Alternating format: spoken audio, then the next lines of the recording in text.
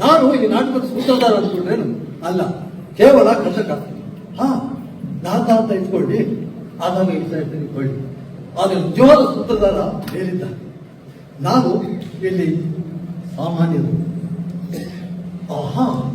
ಈಗ ಪ್ರಶ್ನೆ ಇರುವುದು ನಾನು ಯಾಕೆ ಇಲ್ಲಿಗೆ ಬಂದೆ ಅಂತ. ದೇವನಾಗಲಿ ಜೀವನಾಗಲಿ ಈ ಜಗನ್ನಾಟಕದಲ್ಲಿ ಮಾತ್ರ ಮಾಡಲೇಬೇಕು, ಪಾಲಿಗೆ ಬಂದದ್ದನ್ನು ಸ್ವೀಕರಿಸಲೇಬೇಕು. ಅಸುರನ ಈ ನಾಟಕವನ್ನು ಪ್ರೇಕ್ಷಕ ಪ್ರಭುಗಳನ್ನು ನೋಡಬೇಕು, ನೋಡಿ ಆನಂದಿಸಬೇಕು, ತಪ್ಪು ಒಪ್ಪುಗಳನ್ನು ಮನ್ನಿಸಬೇಕು. ಅಪ್ಲೈ ಕೊಟ್ಟರೆ ಪ್ರಾರಂಭಿಸಲೇನು ಒಂದು ದಿವಸ ಸ್ವರ್ಗದಲ್ಲಿ ಏನಾಯ್ತಪ್ಪ ಅಂದ್ರೆ ನೀವೇನು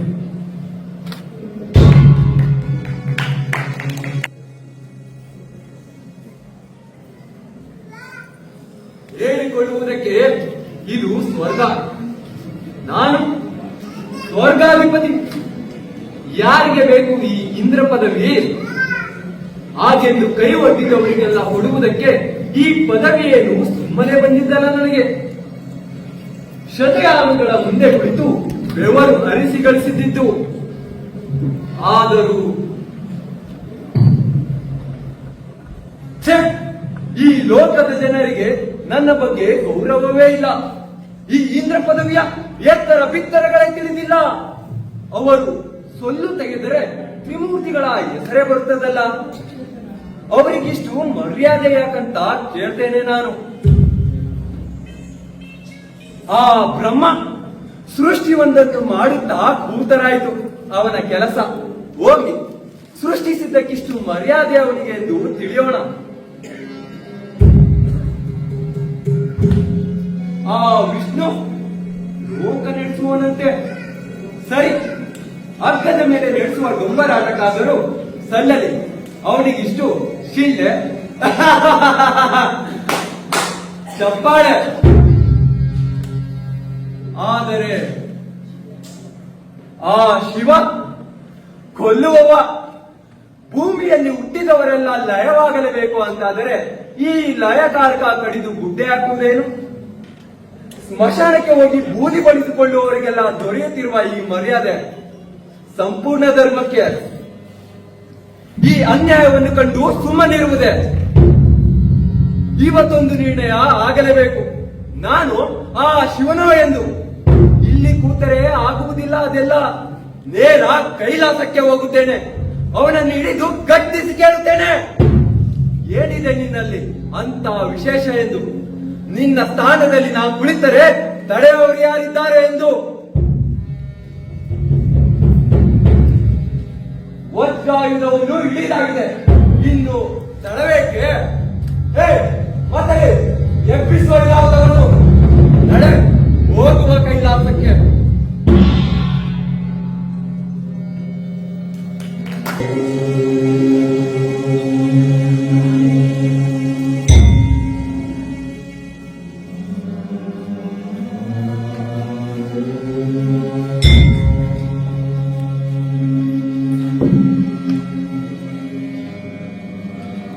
ಲೋಕದ ಮರ್ಯಾದೆ ಬೇಕೆಂಬ ಹಂಬಲ ಸ್ವರ್ಗದವರನ್ನೂ ಬಿಡುವುದಿಲ್ಲ ಎಂದಾದರೆ ಏನಿರಬಹುದು ಭುವಿಯ ಮಾಯೆ. ಅಧಿಕಾರದ ಗದ್ದುಗೆಗಾಗಿ ಭೂಮಿಯ ಮೇಲೆ ಕಚ್ಚಾಡುವುದು ಕಾಣುತ್ತಿದೆ. ಆದರೆ ಸ್ವರ್ಗ ಅದಕ್ಕಿಂತ ಮೇಲಲ್ಲವೇ? ಹಾಗಾಗಿ ಗದ್ದುಗೆಗಲ್ಲ, ಬದಲಿಗೆ ಇರುವ ಸ್ಥಾನಕ್ಕೆ ದೊರೆಯುವ ಮರ್ಯಾದೆ ಸಾಲದು ಎಂಬ ತಕರಾರು ಇಲ್ಲಿ. ಏನೇ ಆದರೂ ಈ ಅಧಿಕಾರದ ರಾಜಕೀಯ ಮನೆಯೊಳಗೆ ಬರಬಾರದಲ್ಲವೇ? ಹಾಗಾಗಿ ಬಾಗಿಲಲ್ಲೇ ಇದಕ್ಕೆ ಮದ್ದರೆಯುತ್ತೇನೆ.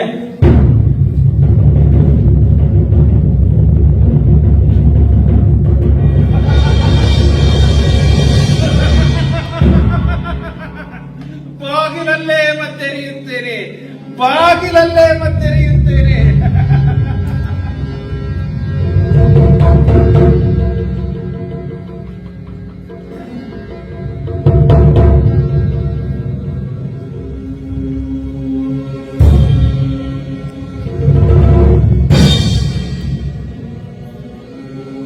ಹೇ ಪ್ರತಿಹಾರಿ, ಹೋಗು, ನಿನ್ನೊಡೆಯಲ್ಲಿಗೆ ಹೇಳು ಸುರರ ಒಡೆಯ ಇಂದ್ರ ಬಂದಿದ್ದಾನೆ ಎಂಬುದಾಗಿ. ಸ್ವರ್ಗಾಧಿಪತಿಗಳು ಕೈಲಾಸದ ಬಾಗಿಲಲ್ಲಿ. ಬಹಳ ಸಂತೋಷ, ಬಹಳ ಸಂತೋಷ. ಆದರೆ ನನ್ನೊಡೆಯನೀಗ ವ್ಯಕ್ತ ಅಲ್ಲದೆ ಇಂದ್ರನೊಂದಿಗೆ ಕುಳಿತು ಮಾತನಾಡುವಷ್ಟು ಸಮಯ ನನ್ನೊಡೆಯ ಚಂದ್ರಶೇಖರನಿಗೆ ಇಲ್ಲ. ಎಲ್ಲ ನಿಮ್ಮೊಡೆಯನಿಗೆ ಸಮಯ ಉಂಟೋ ಇಲ್ಲವೋ ಎಂಬುದನ್ನು ನೀನೇ ನಿರ್ಧರಿಸಿ ಬಿಟ್ಟೆಯೋ? ಏನು ಮಾಡೋದು? ಯಾರನ್ನು ಒಳಬಿಡಬಾರದು ಅಂತ ಅಪ್ಪಣೆ ಆಗಿದೆಯಲ್ಲ. ಓಹೋ, ಹೋಗಿ ಹೇಳೋ ನಿನ್ನ ಒಡೆಯನಿಗೆ ಬಂದವ ಸ್ವಯಂ ದೇವೇಂದ್ರನೆಂದು. ಸ್ವಯಂ ಮಹಾದೇವನ ಮನೆಗೆ ಬಂದರು ಇಷ್ಟೊಂದು ಆತುರವೇ? ತಾಳ್ಮೆ, ಸ್ವಲ್ಪ ತಾಳ್ಮೆ ಇರಲಿ. ಹೌದಯ್ಯ, ನಿನ್ನಂತ ಚಾಕರಿಯವರ ಜೊತೆಗಿನ ಹಾಡು ಹರಟೆಗೆಲ್ಲ ನಮಗೆ ಸಮಯವಿಲ್ಲ. ಕಾಲಹರಣ ಮಾಡದೆ ಒಳ ಹೋಗಿ ಹೇಳು. ಅಂದರೆ ಪರಿಸ್ಥಿತಿ ಗಂಭೀರವಾಗಿರಬೇಕು. ಇರಲಿ ಸ್ವರ್ಗಾಧಿಪತಿಗಳೇ, ನಿಮ್ಮ ನೋಡಿದ್ರೆ ನನ್ಗೆ ಅಯ್ಯೋ ಅನ್ಸುತ್ತೆ. ಸ್ವರ್ಗದಲ್ಲೆಲ್ಲ ಕ್ಷೇಮ ತಾನೇ? ಎಲ್ಲ ಅಧಿಕ ಅಲ್ಪನಿಗೆ ಐಶ್ವರ್ಯ ಬಂದರೆ ನಾಗೆ ಆಗುವುದು. ದೇವರವಾಗಿನ ಕೈಯುಂಡಿಗೆ ಸ್ವರ್ಗದ ಪಾರು. ಮತ್ತೆ ನನ್ನ ಕಷ್ಟ ಸುಖದ ವಿಚಾರಣೆಗೆ ಜನ ಯಾರು ಅಂತ ಕೇಳಿದರೆ ನೀ ಒಳಗೆ ಬಿಡದಿದ್ದರೆ ನಾನೇ ಹೋಗ್ತೇನೆ ಒಳಗೆ. ಸರಿಯಾಚೆ ಅವಿವೇಕಿ. ಕೈಲಾಸಕ್ಕೆ ಯಾರನ್ನು ಪ್ರವೇಶ ಕೊಡದು ಎಂದು ನನ್ನೊಡೆಯನ ಅಪ್ಪಣೆಯಾಗಿದೆ. ಅದಕ್ಕಾಗಿಯೇ ಇಲ್ಲವೇ ದಾರಿಯಲ್ಲಿ ನಾನು ಕಾವಲಿರುವುದು. ನೀನೊಬ್ಬನಿರುವುದಕ್ಕೆ ಇಷ್ಟು ರಗಳೆ. ಇದ್ದವನನ್ನು ಇಲ್ಲವಾಗಿಸಿ ಬಿಡುತ್ತೇನೆ. ಜಾಗ್ರತೆ. ನೋಡಿದೆಯಲ್ಲ ನನ್ನ ಕೈಯಲ್ಲಿದೆ ಎಂಬುದನ್ನು.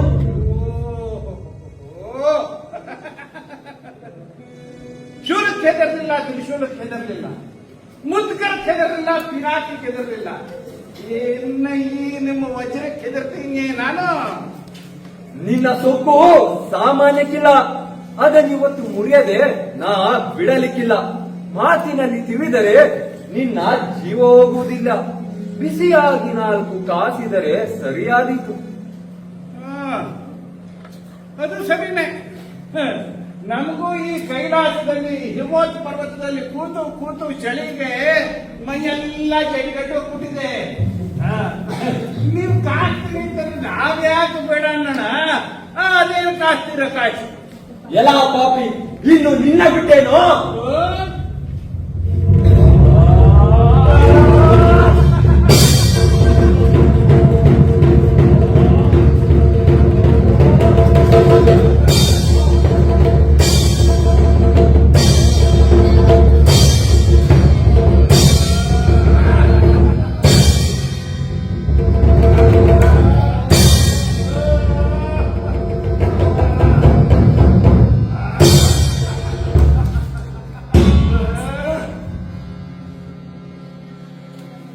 ಇಲ್ಲ, ಇನ್ನು ಸೆಣಸಲಾರೆ. ಅಬ್ಬಬ್ಬ, ಈ ತರ ಒಂದೊಂದು ಪ್ರಾರಗಳೆಂದರೆ ಸಾಕ್ಷಾತ್ ಕಾಲಾಂತಕನ ಪ್ರಹಾರಗಳೇ ಸರಿ. ಆಡಿನ ಹೊಡೆತಕ್ಕೆ ಇಷ್ಟು ಶಕ್ತಿ ಇದ್ದರೆ ಅವನನ್ನು ಆಡುವವನ ಹೊಡೆತ ಇನ್ನು ಹೇಗಿದ್ದಿತ್ತು. ಅಯ್ಯಪ್ಪ, ಬೆನ್ನು ನೇರ ಮಾಡುವುದಕ್ಕೆ ಆಗುತ್ತಿಲ್ಲ. ಅಚ್ಚರಿ ಎಂದರೆ ಒಬ್ಬ ದ್ವಾರಪಾಲಕರಿಗೆ ಇಷ್ಟೊಂದು ಸಾಮರ್ಥ್ಯವಿರಲು ಸಾಧ್ಯವೇ? ನಿಜಕ್ಕೂ ಯಾರೀತ? ದೇವರ ಕಾವಲಿನವನು ಅಥವಾ ಕಾಯುವ ದೇವರು?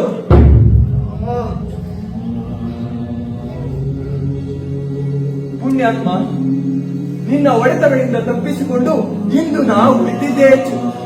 ದೇವತೆಗಳು ಅಮರರು ಎನ್ನುವುದು ನಿಜವಾದರೂ ಅಮೃತತ್ವ ಲಯವಾಗುವಂತಹ ಪ್ರಹಾರಗಳು. ನಿಜ ಹೇಳು, ಯಾರು ನೀನು? ಪ್ರತಿಹಾರಿ ಆಗಿರುವುದಕ್ಕಂತೂ ಸಾಧ್ಯವಿಲ್ಲ. ದಯವಿಟ್ಟು ನಿನ್ನ ಮೂಲ ರೂಪವನ್ನು ತೋರು.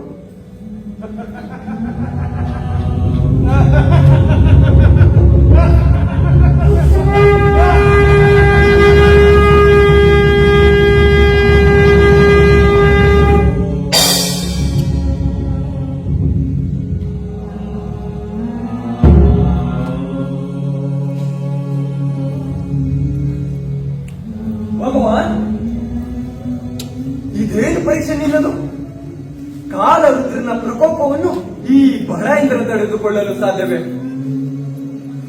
ಹೌದು, ಅಹಂಕಾರದಿಂದ ಉನ್ಮತ್ತನಾಗಿ ವರ್ತಿಸಿದ್ದಕ್ಕೆ ಇದಿಷ್ಟು ಆಗಲೇಬೇಕಿತ್ತು ನನಗೆ. ಡೊಂಕಾದನ್ನು ನೇರ ಮಾಡುವುದಕ್ಕೆ ಪೆಟ್ಟು ಬೀಳದೆ ಬೇರೆ ದಾರಿಯೇ ಇಲ್ಲ. ದಯವಿಟ್ಟು ನನ್ನ ಮೂರ್ಖತನವನ್ನು ಕ್ಷಮಿಸಿ ಸಲಬೇಕು ಭಕ್ತವತ್ಸಲ. ದಯವಿಟ್ಟು ಶಾಂತರಾಗು. ರುದ್ರನೇ, ಶಾಂತರಾಗು.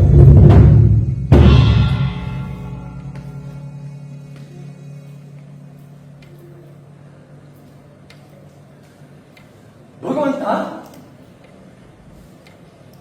ಇದೇನಿದು? ಏನೋ ವಿಚಿತ್ರವಾದ ಶಕ್ತಿಯೊಂದು ಅನುಭವಕ್ಕೆ ಬಂತಲ್ಲ. ಏನು ಶಕ್ತಿ ಅದು? ಏಕೆ ಬಂತು? ಬಂದಿದ್ದು ಎಲ್ಲಿ ಹೋಯಿತು? ಸುರೇಂದ್ರ, ಎತ್ತರದ ಜಾಗದಲ್ಲಿರುವವರು ತಪ್ಪಿದರೆ ಎಲ್ಲರಿಗೂ ಸುಲಭವಾಗಿ ಕಾಣುತ್ತದೆ. ಅದೇ ಅನುಸರಿಸಲ್ಪಡುತ್ತದೆ. ಲೋಕವನ್ನು ಸಲಹಬೇಕಾದ ನೀವೇ ಉನ್ಮತ್ತನಾಗಿ ವರ್ತಿಸಿದರೆ ಕೆಳಗಿನವರನ್ನು ತಿದ್ದುವವರು ಯಾರು?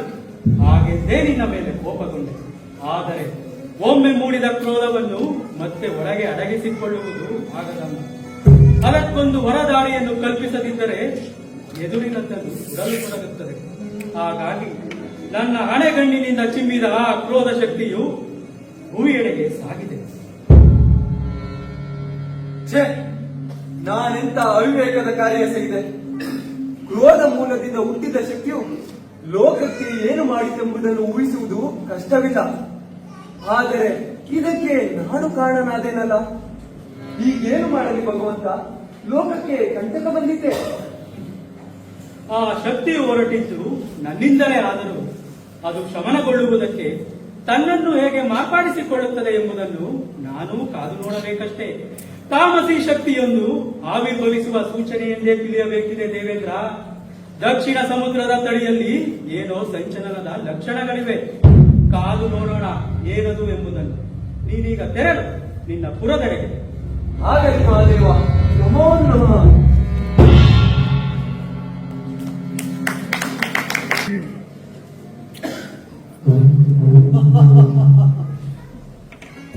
ಹತ್ತು ಮೇಲೆ ವರ್ತಿಸಿದ ವಾಕೃತು ತಿಂದದ್ದಾಯ್ತು.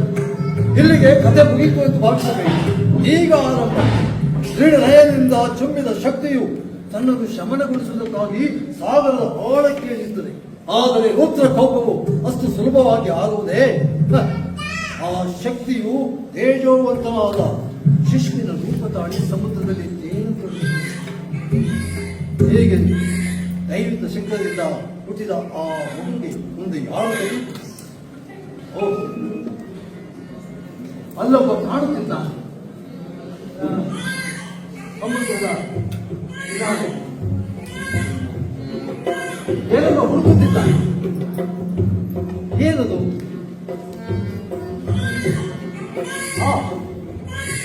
ಆತನಿಗೆ ಆ ಮಗು ದೊರೆಯುತ್ತದೆ.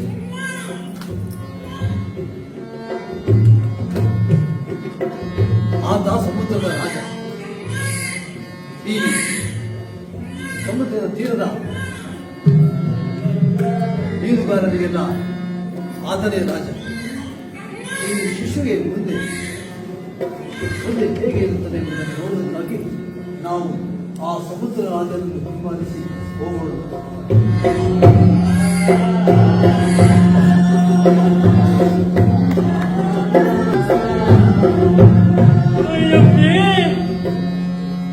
ಏನು ಚಂದ ಇತ್ತು ಬೆಂಡಿ ಮಗು, ಫಳ ಫಳ ಹೊಡಿತಿತ್ತೆ.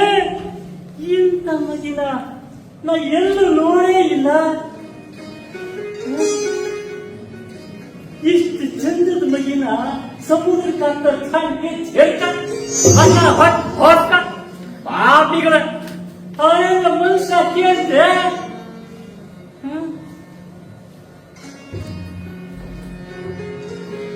ಅಲ್ಲ ಮರ್ರೆ, ಈ ಮಗಿನ ನೀರಿನ ದಟ್ಟಿ ಸಮ ನಾ ಎಂತ ಮಾಡೋದು ಗೊತ್ತಾಯ್ತಿಲ್ಲ.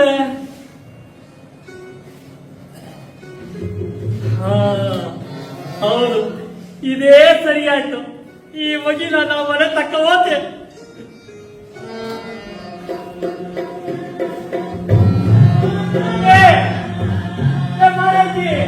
ಏನಿದೆ ಇಕ್ಕ ಬಾ ಕಾಣ್ ಬಾ ಇಂತ ಕಾಣೆ. ಏ ಹೆಣೆ ಹೆಣೆ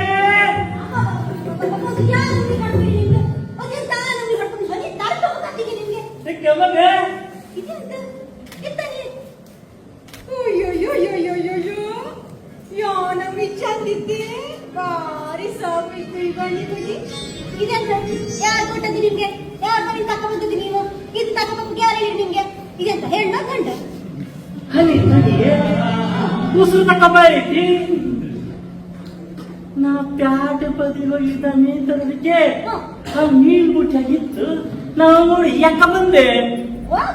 ಮತ್ತೆಂತದೆ ಈ ನಮ್ಮಲ್ಲಿ ಪ್ರಶ್ನೆ ಕೇಳ್ತಿದ್ರೆ ಅಲ್ಲಿ ದರ್ಕಲ್ಲರಿಗೆ ನೀರಲ್ಲಿ ತೇಲ್ಕ ಬಂದಿತ್ತು. ನಾ ತಕ್ಕ ಬಂದೆ. ಈ ಬೆಂಡಿ ಮಗಿ ನೀರಿಗೆ ಹಾಕಿರ ಅವ್ರವ್ರ ಮನೆ ಮಗಿ ಹಾಳಾಗಿ ಈ ಮಗಿನ ನಾವೆಂತ ಮಾಡೋದು ಗೊತ್ತಾಯ್ತಿಲ್ಲ ಮಾರಾಯ್ಕೆ. ಅದ್ರಿಂದ ಯಾಕೆ ಯೋಚನೆ ಮಾಡಿದ್ರೆ ಈಗ ಈ ಬೆಸ್ತರ್ಕೇರಿಗೆಲ್ಲ ನಾವೇ ಅರಸಲ್ಲ, ಹೌದಾ? ಹಂಗಾದ್ಮೇಲೆ ಇದೊಂದು ಮಗಿಗೆ ನಮ್ಮ ಮನೆಗೆ ಉಂಬುಕೆ ಉಡುಕೆಲ್ಲ ಕಡಿಮೆ ಆಗ್ತಾ ಹಂಗಾರೆ ಇಲ್ಲ. ಅಷ್ಟಾದ್ಮೇಲೆ ಈ ಮಗಿ ನಮ್ಮ ಮನೆದೇ. ನೀವೇ ಹೌದಲ್ಲ? ಹಂಗಾರೆ ಈ ಮಗಿ ನಮ್ದೆಯ?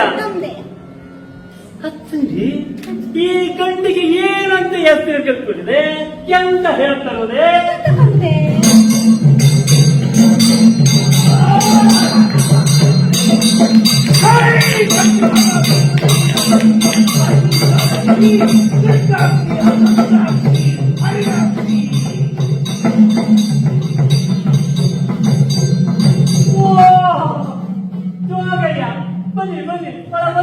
ಬನ್ನಿ ಬನ್ನಿ ಬನ್ನಿ. ಎಲ್ಲ ನಿಮ್ಮ ಆಶೀರ್ವಾದ. ಕೂತ್ಕೊಳ್ಳಿ.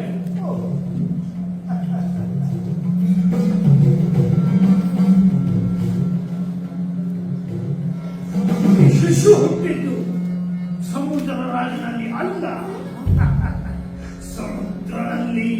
ವಾ, ಸಮುದ್ರದಲ್ಲಿ ಹುಟ್ಟಿದ್ದು ಅಂದ್ರೆ ಇದರ ಅಪ್ಪೆ ಸಮುದ್ರದಲ್ಲಿ ಇರ್ತಾಳ? ಇದರ ತಂದೆ ತಾಯಿ ಎಲ್ಲ ಒಂದೇ, ಒಂದರೊಳಗೊಂದು ಸೇರಿ ಹೋದ ಹಾಗೆ ಪ್ರಕೃತಿ ಪುರುಷ ಇವರ ಅದರೇ ಇದರ ತಲೆಪಟ್ಟಿ. ಆದಿಯಾಗಿರುವುದು ಶಿವಲೀಲೆ ಅಷ್ಟೇ. ಹಂಗಾರೆ ಇದ್ದವನಿಗೆ ತಕ್ಕೊಂಡೆ. ಇದು ತಾನಾಗಿಯೇ ಬಂತೋ ಇಲ್ಲ ನೀನಾಗಿಯೇ ತಂದೆಯೋ? ತಂದದ್ ನಾನಯ್ಯ. ಇದು ತಾನಾಗಿ ನಮ್ ಕೈ ಸೇರ್ತು. ಏನ್ ಮಾಡೋದು ಗೊತ್ತಾಗಿಲ್ಲ. ಮನೆ ತಕ್ಕ ಬಂದೆ. ಹೀಗೆ ದಾರಿ. ಇದು ತನ್ನ ದಾರಿಯನ್ನು ತಾನೇ ಮಾಡಿಕೊಂಡು ಇಲ್ಲಿಯವರೆಗೆ ಬಂದಿದೆ. ಮುಂದೆಯೂ ಹಾಗೆಯೇ.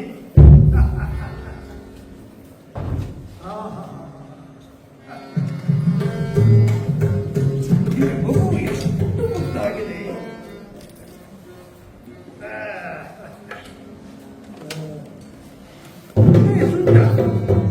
ನನ್ನ ಗಡ್ಡೆಯು ಇದ್ದೇನೋ. ಅಬ್ಬಬ್ಬಾ, ಇದು ದೇವ್ರ ಬಗೆನ ಕಾಣಿ. ಇಲ್ದಿದ್ರೆ ನಮ್ ಜವಾಬ್ದಾರಿ ಕಟ್ಟ ಹೇಳುದು ಅಂದ್ರೆ ಅರೆ ನಮ್ ಜೋಗನ್ ಕಣ್ಣ ನೀರು ನನ್ನ ಸಂತೋಷದ ಕಣ್ಣೀರು ಈ ಮಗುವಿನ ಹಣೆಯ ಮೇಲೆ ಬಿದ್ದುದರಿಂದ ಇದಕ್ಕೆ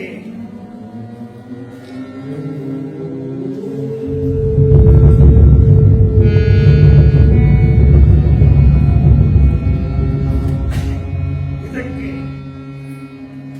ಜಲಂಧರ ಜಲಂಧರ ಜಲಂಧರ ಎಂದು ಮುಂದೆ ಇವನು ಮಹಾಬಲಶಾಲಿಯಾಗಿ ಲೋಕವನ್ನೆಲ್ಲ ಆಳುವವನಿದ್ದಾನೆ. ಇವನ ಆದಿಯಿಂದಲೇ ಅಂತ್ಯವೇ ಹೊರತು ಮತ್ತೊಬ್ಬರಿಂದ ಸಾಧ್ಯವಿಲ್ಲ. ಆದ್ದರಿಂದ ಇದನ್ನು ಸ್ವೀಕರಿಸುತ್ತಾಯಿ. ಇದಕ್ಕೆ ಸೂಕ್ತವಾದ ವಿದ್ಯೆ ಬುದ್ಧಿ ಪುರಸ್ಕಾರಗಳನ್ನೆಲ್ಲ ನೀವು ಗಳಿಸಬೇಕಾದ್ದು ನಿಮ್ಮಿಬ್ಬರ ಕರ್ತವ್ಯ. ಹಂಗಂತೀರಾ? ಹಾ, ಆಯ್ತು, ದೇವರಿಚ್ಚ ಹ್ಯಾಂಗ ನಾ ಹಂಗ್ ಮಾಡ್ತೇನೆ. ಆಯ್ತು, ಒಳ್ಳೆಯದಾಗಲಿ. ಜೈ ಕಂಚಿ ಕಾಮಾಕ್ಷಿ ಸುಂದರಣ್ಣಿನ.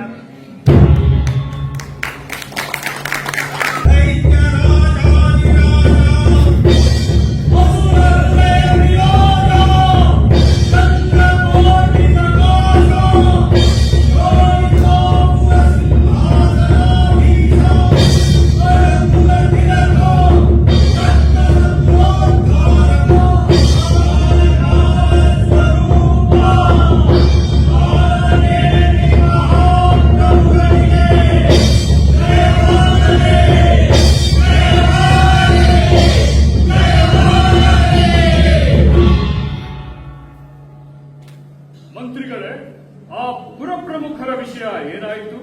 ಮಹಾಪ್ರಭು, ಒಂದು ವಿಷಯದ ಪರವಾಗಿ ಪುರಪ್ರಮುಖರ ನಡುವೆ ಚರ್ಚೆ ನಡೆಯಿತು. ಅವರೆಲ್ಲರೂ ಹೇಳುವುದೇನೆಂದರೆ, ಈ ತಿಥಿಕುಲವನ್ನು ಮೇಲೆತ್ತುವುದಕ್ಕೆ ಅದಿತಿ ಕುಲವನ್ನು ಮೊದಲು ಮೆಟ್ಟಬೇಕು, ಮೆಟ್ಟಬೇಕು, ಅನಿಮಿಷರನ್ನು ಬಗ್ಗು ಬಡಿಯಬೇಕು, ಹಕ್ಕು ಬಡಿಯಬೇಕು, ಅಲ್ಲಿನ ಸರ್ವತ್ವವನ್ನು ವಶಪಡಿಸಿಕೊಳ್ಳಬೇಕು, ವಶಪಡಿಸಿಕೊಳ್ಳಬೇಕು. ಆಗಲೇ ನಮ್ಮ ಸಾಮ್ರಾಜ್ಯದಲ್ಲಿ ಸುಖ ಸಮೃದ್ಧಿ ಹಾಗೂ ಉದ್ಧಾರ ಎಂದು. ವಿಷಯ ಹೌದು, ಆದರೆ ಸ್ವರ್ಗದ ಮೇಲೆ ದಂಡೆತ್ತಿ ಹೋಗುವುದಕ್ಕೆ ನಮಗೀಗ ಇರುವ ಬಲ ಸಾಲದು. ಈಗ ಹೋದರೆ ಪೆಟ್ಟು ತಿನ್ನಬೇಕಾಗುತ್ತದೆ. ಆದರೆ ಹೆಚ್ಚಿನ ಶಕ್ತಿ ಸಂಚಯನ ಮಾಡುವುದು ಹೇಗೆ? ಎಲ್ಲಿಂದ? ಯಾರಿಂದ?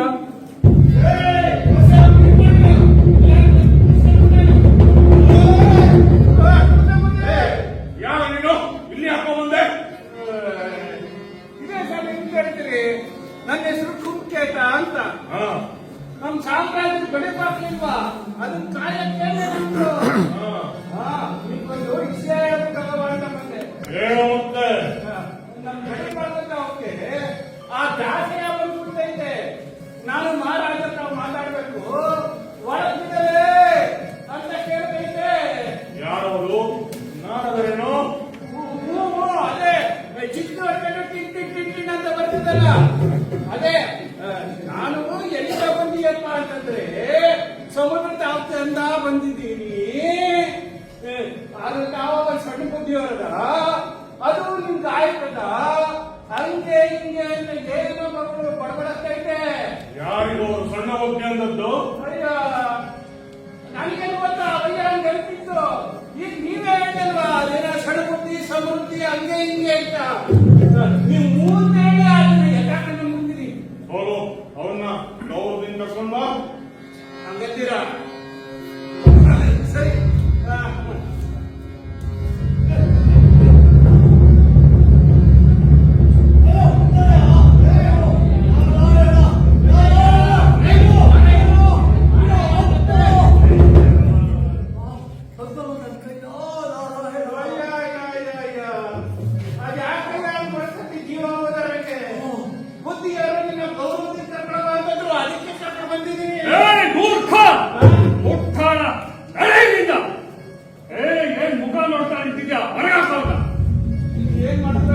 ಮಹಾರಾಜರೇ ಕೇಳಿಸಿದಾರ? ಮಳೆಯಿಂದ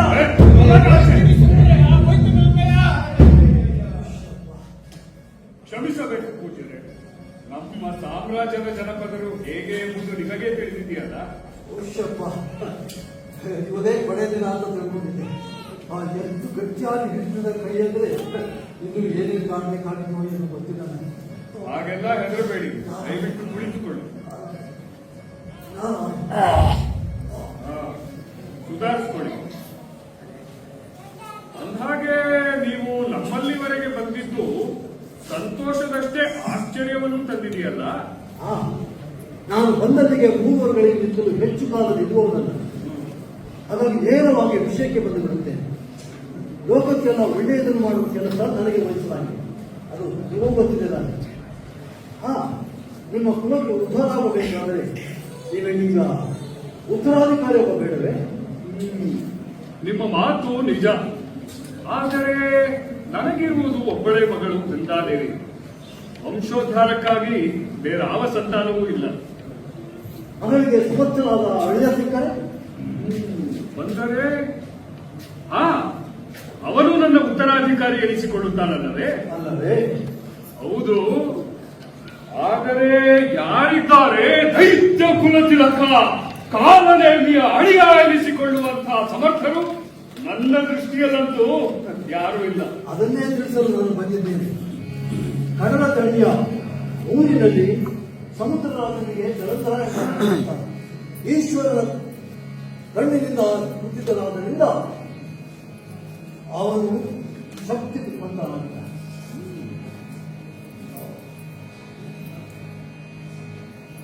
ತನ್ನನ್ನು ಗೆಲ್ಲುವ ಯಾರನ್ನಾದರೂ ಅವನು ಬಿಡುವುದಿಲ್ಲ ಎಂದು ಹೇಳಿದ್ದಾನೆ.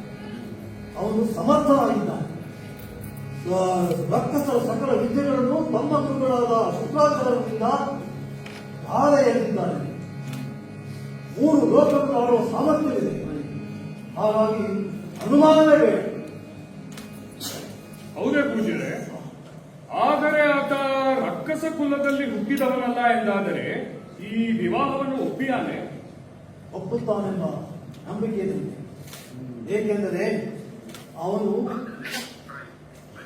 ಸಮರ್ಥನಾದ ರಾಜನಾಗಿದೆ. ಅನೇಕ ರಾಜರ ತುಂಡುಗಟ್ಟಿದ್ದ ಹೊಣೆ ಮಾಡಿದ್ದಾನೆ. ಸಮರ್ಥನಾಗಿದ್ದರಿಂದ ಅವನು ಆಳುತ್ತಾನೆಂಬ ನಂಬಿಕೆ ನನಗೆ ಇದೆ.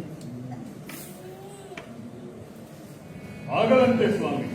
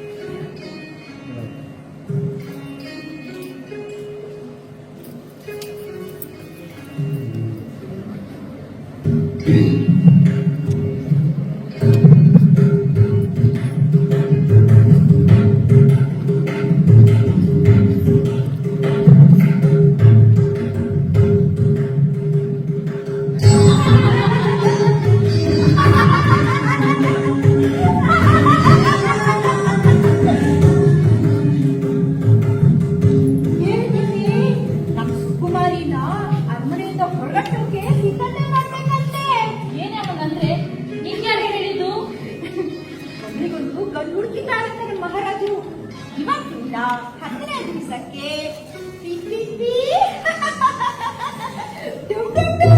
ಹಾಗಂತ ಮಹಾರಾಣಿಯವ್ರು ಮಾತಾಡ್ಕೊಳ್ತಿದ್ರು. ಅದಕ್ಕೆನಾ ಬೆಳಗಿನಿಂದ ಧ್ಯಾನ ಪೂಜೆ ಎಲ್ಲ ಜೋರಾಗಿದ್ದು. ಯಾಕೆ ಪೂಜೆನೋ? ಇನ್ಯಾರತ್ತೆ ಅವರತ್ತೆ ಪ್ರೇಮ ಪೂಜೆ. ಪೂಜೆ ಮಾಡಿದ್ದು ವರ ಕೇಳಿದ್ದು ಸಿಗ್ಲಿಲ್ಲಮ್ಮ ವರ. ಸಾಕು ಮಾಡು ಈ ಪೂಜೆನ, ಕೊಡೋದಕ್ಕೆ ಸಿದ್ಧರಾಗು. ಗಲಾಟೆ ಮಾಡ್ಬೇಡ್ವಿ, ರಾಜಕುಮಾರಿ ಮಾತಲ್ಲಿದ್ದಾರೆ. ಅಯ್ಯೋ ಬಿಡಿಸರಂದೆ, ಇನ್ನೆಷ್ಟು ದಿನ ಗಲಾಟೆ ಮಾಡ್ತೀವಿ ನಾವಾದ್ರು? ಅವಳಿಗೆ ಇರೋ ತನಕ ತಾನೆ ನನ್ನ ರಾಜಕುಮಾರದಲ್ಲಿ ಹೋದ್ಮೇಲೆ ನಮ್ಮೆಲ್ಲ ಬಂದೇ ಬಿಡ್ತಾಳೇನೋ. ನಮ್ಮ ಬೃಂದಾದೇವಿ ಎಲ್ಲೂ ಹೋಗಲ್ಲ, ಮದುವೆ ಆದ್ಮೇಲೂ ಇಲ್ಲೇ ಇರ್ತಾರೆ. ಏನೇ ಹಾಗಂದ್ರೆ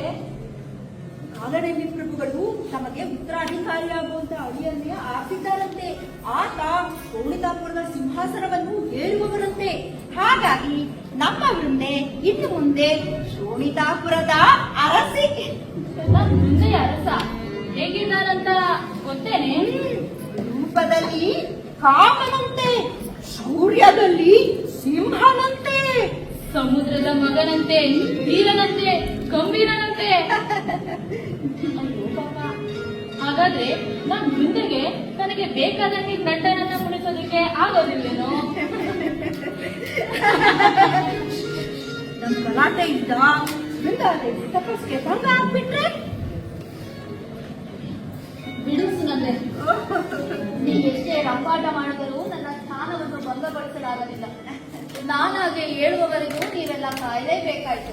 ಅದೇನು ಅಮ್ಮ, ಚಿಕ್ಕ ವಯಸ್ಸಿನಿಂದ ಹಳೆಯ ಧ್ಯಾನ ಅಂದ್ರೆ ಎಷ್ಟೊಂದು ಪ್ರೀತಿ ನಿನಗೆ. ನಿಜ ಹೇಳ್ಬೇಕಂದ್ರೆ ತಿಥಿಕುಲದವರಿಗೆ ನಿನ್ನ ಈ ಪೂಜೆ ಪುನಸ್ಕಾರ ಎಲ್ಲ ಹಾಗೆ ಬರುವಂತಹದ್ದಲ್ಲ. ಆದ್ರೂ ಮಹಾರಾಣಿಯವರು ಮತ್ತು ಮಹಾರಾಜರು ಮುಖದಂತೆ ಬಿಟ್ಟಿದ್ದಾರೆ. ತಿಥಿ ದೇವಿಯಲ್ಲಿ ಹುಟ್ಟಿದ ಮಾತ್ರಕ್ಕೆ ನಮ್ಮವರೆಲ್ಲ ಅಸುರರೆಂದೆನಿಸಿಕೊಂಡರು ಎಂದು ನನಗೆ ಈಗಲೂ ಅನಿಸುವುದಿಲ್ಲ ಸುನಂದೆ. ನಮ್ಮ ಕುಲವನ್ನು ನಿರ್ಧರಿಸುವುದು ನಮ್ಮ ಹುಟ್ಟಲ್ಲ, ನಮ್ಮ ಕೆಲಸ. ತಿಥಿ ಅದಿತಿಯರ ಮಕ್ಕಳೆಲ್ಲರೂ ಕಶ್ಯಪ ಬ್ರಹ್ಮರ ಸಂತಾನವೇ ಆದ ಮೇಲೆ ಆ ಕಶ್ಯಪರ ಗುಣಗಳು ನಮ್ಮಲ್ಲೂ ಇರಲೇಬೇಕಲ್ಲವೇ? ಇಡೀ ಲೋಕವೇ ಬ್ರಹ್ಮನ ಸೃಷ್ಟಿ ಎಂದಾದ ಮೇಲೆ ಆ ಸೃಷ್ಟಿಕರ್ತನೆ ಭೇದ ಮಾಡಬಲ್ಲನೆ. ಹಾಗಿಲ್ಲದಿದ್ದರೆ ನಮ್ಮವರು ಮಾತ್ರ ದುಷ್ಟರೆನಿಸಿದ್ದು ಹೇಗೆ? ತಾವು ಮಾಡುವ ಕೆಲಸದಿಂದಲೇ ತಾನೆ. ಬಿಡು ಅದನ್ನೆಲ್ಲ. ಏನು ಅಮ್ಮ, ನಿನ್ನ ಮಾತುಗಳು ನನಗೆ ತಿಳಿಯವು. ನಿನಗೆ ಬರುವಂತಹ ಅರಸ ಹೇಗಿದ್ದಾನೋ ಏನು, ನಿನ್ನ ಪೂಜೆ ಪುನಸ್ಕಾರಗಳನ್ನು ಒಪ್ತಾನೋ ಇಲ್ವೋ ಗೊತ್ತಿಲ್ವಲ್ಲ ಬೃಂದೆ, ಅವರು ನಮ್ಮ ಕುಲದಲ್ಲಿ ಜನಿಸಿದವರಲ್ಲವಂತೆ. ಸಾಕ್ಷಾತ್ ಮಹಾದೇವನ ಶಕ್ತಿಯಿಂದ ಜನಿಸಿದವರೆಂದು ನಮ್ಮ ತಂದೆಯವರು ಹೇಳಿದ್ದಾರೆ. ಅಂತಹವರಿಗೆ ಇದೆಲ್ಲ ಬೇಡವಾಗಿದೆ. ಇರಲಿ, ಏನು ಹೇಗೆ ಎಂಬುದನ್ನು ಮುಂದೆ ನೋಡೋಣ. ಸರಿಯಮ್ಮ, ಎಲ್ಲವೂ ಒಳ್ಳೆಯದಾದರೆ ಆಯಿತು. ಮಹಾರಾಣಿಯವರು ಇಂಥದೇ ನಿರೀಕ್ಷೆಯಲ್ಲಿರಬಹುದು. ಹೌದು, ನಡೀಲಿ ಹೊರಡೋಣ.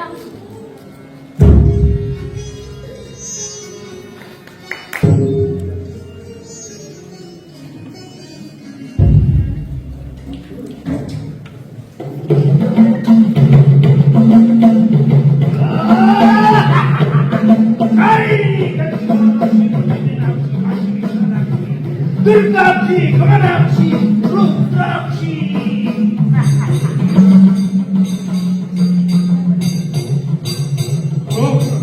ಪೂಜ್ಯರೇ, ಬನ್ನಿ ಕುಳಿತುಕೊಳ್ಳಿ. ಕ್ಷೇಮವೇ ನಿರಂತರ. ಎಲ್ಲವೂ ಕ್ಷೇಮ ಸ್ವಾಮಿ. ಪೂಜ್ಯರೇ, ದೀರ್ಘ ಸಮಯದ ನಂತರ ನಮ್ಮಲ್ಲಿಗೆ ಬಂದರು. ಸರಿಯಾದ ಸಮಯಕ್ಕೆ ಬಂದಿದ್ದೀರಿ. ನಾನು ದೀರ್ಘಕಾಲದಿಂದ ನಾನಿಲ್ಲಿಗೆ ಬಂದಿಲ್ಲ ಎಂದ ಮಾತ್ರಕ್ಕೆ ನಿನ್ನ ಶ್ರೇಯೋಭಿವೃದ್ಧಿಯ ಸುದ್ದಿ ನನಗೆ ತಿಳಿದಿಲ್ಲ ಎಂದಲ್ಲ. ನಮ್ಮ ಬೇಟೆಗೆ ಕಾಲ ಕೂಡಿ ಬರಲಿಲ್ಲ ಅಷ್ಟೇ. ಈಗಲಾದರೂ ಕಾಲ ಕೂಡಿತ್ತಲ್ಲ, ಸಂತೋಷ. ಸ್ವಾಮಿ, ನಿಮ್ಮ ಹಾದಿಯನ್ನೇ ಕಾಯುತ್ತಾ ನನ್ನ ತಾಯಿ ಈ ಲೋಕದ ಯಾತ್ರೆ ಮುಗಿಸಿದರು. ಶಿವ ಶಿವ. ನನ್ನ ತಂದೆ ತಮ್ಮ ಅಧಿಕಾರವನ್ನೆಲ್ಲ ನನಗೆ ನೀಡಿ ತಮ್ಮ ಪಾಡಿಗೆ ತಾವು ಎಂಬಂತೆ ಇದ್ದಾರೆ. ಈಗ ಜಲಂಧರನೇ ಸ್ವಾಮಿ, ಈ ಕಾಲನು ತನ್ನ ಪ್ರಭಾವವನ್ನು ಎಲ್ಲರ ಮೇಲೂ ಬೀರಬೇಕೆಂದರೆ ನಾನು ಹಿಂದೆ ಇಲ್ಲಿಗೆ ಬಂದಿದ್ದಾಗ ಪ್ರಾಯದಲ್ಲಿದ್ದ ನಿನ್ನ ತಂದೆ ಈಗ ವೃದ್ಧ, ಶಿಶುತನದಲ್ಲಿದ್ದ ನೀನು ಈಗ ಪ್ರವೃದ್ಧ. ಯಾವುದೇ ಬದಲಾವಣೆ ಕಾಣದೆ ಇರುವವನು ಈ ಶೋಭೆಯ ಮಾತ್ರ. ಕೆಲವರು ಹಾಗೆಯೇ ಕಾಲಾತೀತರು. ಸ್ವಾಮಿ, ತ್ರಿಕಾಲವಲ್ಲವರು ನೀವು. ನನ್ನ ಪೂರ್ವ ವೃತ್ತಾಂತವನ್ನು ಅಂದೇ ನನ್ನ ತಾಯಿ ತಂದೆಯರಿಗೆ ಅರಿವಿದರಂತೆ ನನ್ನ ಭವಿಷ್ಯದ ಬಗೆಗೂ ಕೊಂಚ ಸೂಚನೆ ನೀಡಿದ್ದರೆ. ಸ್ವಾಮಿ, ನಮ್ಮ ಭವಿಷ್ಯದ ಕರ್ತೃಗಳು ನಾವೇ. ನಮ್ಮ ಪುರುಷ ಪ್ರಯತ್ನಕ್ಕೆ ಮೇಲಿನಿಂದ ಅಸ್ತು ಎಂಬುದು ದೊರೆಯಬೇಕಾದರೆ ನಮ್ಮ ಕಾರ್ಯವೂ ಅದಕ್ಕೆ ಸಮಾಜವಾಗಿದೆ. ನಮ್ಮ ಶ್ರಮವೇ ನಮ್ಮ ಯಶಸ್ಸಿನ ಮೆಟ್ಟಿಲೇ ಹೊರತು ಬೇರೆಯವರನ್ನು ಮೆಟ್ಟಿ ನಾವು ಮೇಲೇರುವುದಲ್ಲ. ಹಾಗೆಯೇ ಬೇರೆಯವರ ಸ್ವಾರ್ಥಕ್ಕಾಗಿ ನಾವು ಸಾಧನವೂ ಆಗಬಾರದು. ಇಷ್ಟು ತಿಳಿದರೆ ಸಾಕಲ್ಲವೇ ಬದುಕು ಬಂಗಾರವಾಗುತ್ತದೆ. ಇದಕ್ಕಿಂತ ಮಿಗಿಲಾದ ಭವಿಷ್ಯವಾಣಿ ಇನ್ನೇನಿದ್ದೀತು ಮಗುವಿಗೆ. ಆಗಲಿ ಸ್ವಾಮಿ, ನಿಮ್ಮ ಮಾತುಗಳನ್ನು ನೆನಪಿನಲ್ಲಿ ಇಟ್ಕೊಳ್ತೇನೆ. ಸ್ವಾಮಿ, ದೈತ್ಯರಾದ ಕಾಲನೇಮಿಯು ವಿವಾಹದ ಹೊಸಗಿಯನ್ನು ನಮ್ಮಲ್ಲಿಗೆ ಕಳುಹಿಸಿದ ಸುದ್ದಿ ಮಗು ತಿಳಿದಿರಬಹುದು. ಹೌದು, ಅದಕ್ಕೆ ನಾನಿಲ್ಲಿ ಬಂದದ್ದು. ಇದರಿಂದ ಮುಂದೆ ನಮಗೆ ಒಳಿತೆ ಆಗುವುದಲ್ಲವೇ ಪೂಜ್ಯ? ನಾನು ಮೊದಲೇ ಹೇಳಿದಾಗೆ ಎಲ್ಲ ಇರುವುದು ನಮ್ಮ ಕೈಯಲ್ಲಿ. ಕಾಲನೇಮಿಯ ಮಗಳು ಸಾಮಾನ್ಯ ಸ್ತ್ರೀಯಲ್ಲ, ಸಾಕ್ಷಾತ್ ವಿಷ್ಣುವಿನ ಭಕ್ತರು. ಜೊತೆಗೆ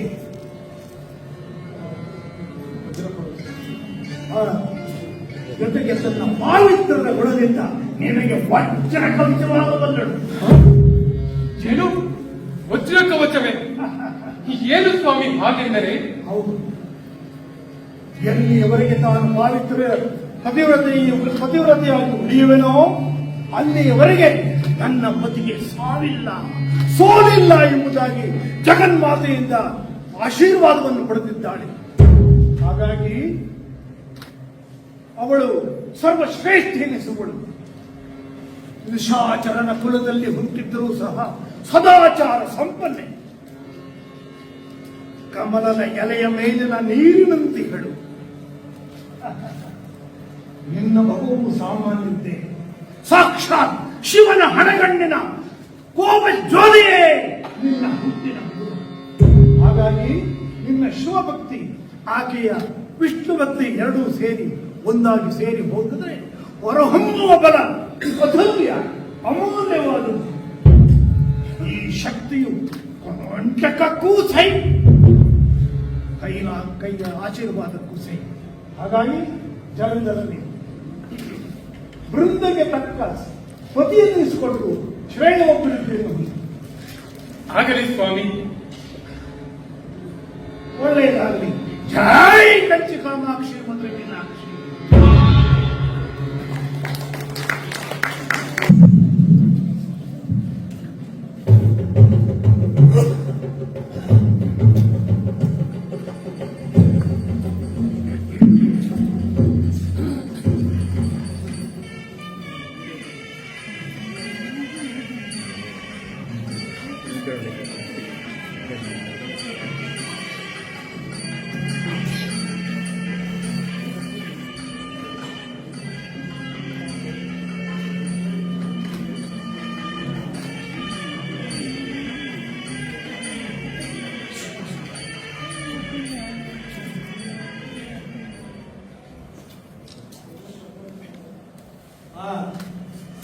ಒಂದೊಂದು ಕರ್ಕೊಂಡ್ಬನ್ನಿ. ಓಂ ಸರಸಿಜನಿಮೇ ಸರೋಜಹಸ್ತೆ ರತ್ನತರಾಂ ಶುಭಗಂಧಮಾಲ್ಯಧೂಮೇ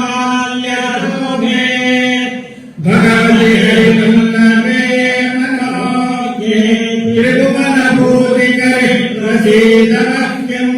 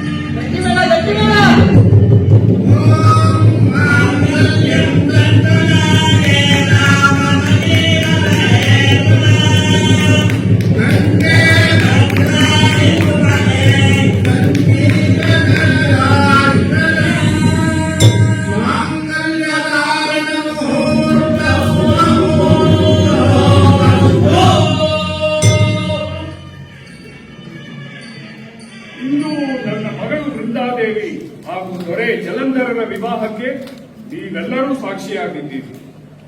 ಇದೇ ಸಂದರ್ಭದಲ್ಲಿ ಮುಖ್ಯವಾದ ವಿಷಯವೊಂದನ್ನು ನಿಮಗೆ ಹೇಳಬೇಕಿದೆ.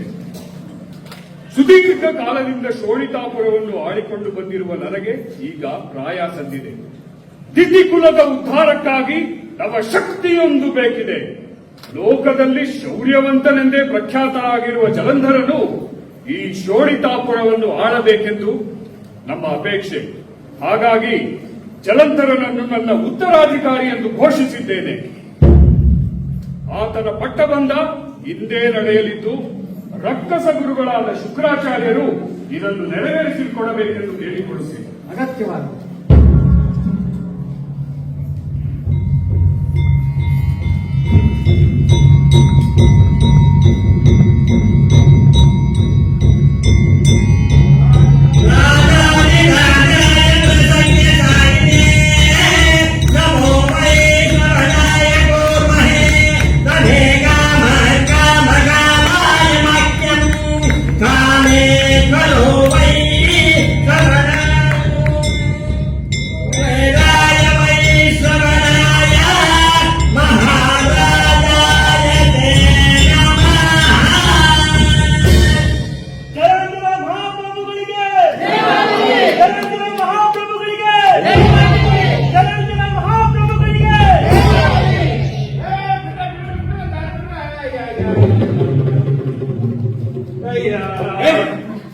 ಮತ್ತೆ ಬಂದೇನೋ ಏನೋ ಕೈಯಲ್ಲಿ ಮರ್ಕೊಂಡ್ಬಿಟ್ರ ಸ್ವಾಮಿ, ನಾನು ಗಡಿ ಮಕ್ಕಳ ಕುಂತ್ಕೇತ ಇವತ್ತು ಇಂದವರ ಮದುವೆ ಅಲ್ವಾ, ಅದಕ್ಕೆ ನಾವು ಕುಂದರೆಲ್ಲರೂ ಬಂದ್ಬಿಟ್ಟಿದೀವಿ.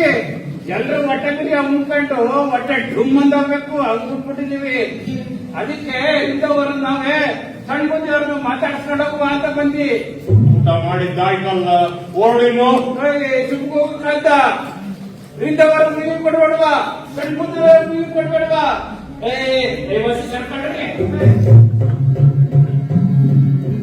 ಇಂದವರಿಗೆ ಕುಂಕೆ ತಂದುಯಿ, ಸಣ್ಣ ಬುದ್ಧಿಯವರಿಗೆ ಕುಂಕೆ ತಂದುಯಿ. ಬರ್ರ ನಮ್ ಕುಂದರೆಲ್ಲ ಬರಲೇ, ಎಲ್ಲಿದ್ದೀರಾ? ಅಯ್ಯಯ್ಯಪ್ಪ ಇದೇನಪ್ಪ ಇದು ಹಿಂಗವೇ? ಅಯ್ಯಯ್ಯ ಯಾಕೆ ಆಗ್ತಾರದು? ಅಯ್ಯ ಉದ್ದಿನ ಕಣ್ಣಾಗ ಹೋಗಿ ಹಿಂಗಾವನ. ಅಯ್ಯೋ ಅಯ್ಯೋ ಅಯ್ಯೋ ಅಯ್ಯೋ ಮುಸ್ಲಿಮೆಲ್ಲ ಹಿಂಗವೇ. ಯಾವ್ದಾದ್ರು ಒಂದು ಮುಂದಾಯ್ತು ಹಿಂಗವೇ ವಿಚಿತ್ರವಾಗಿ. ಎಲ್ಲಿ ಹೋಗಪ್ಪ, ಯಾವ ಲೋಕವೇ? ಎಲ್ಲಿದ್ದೀರಾ ನಿಮ್ ಕುಂದರೆಲ್ಲ?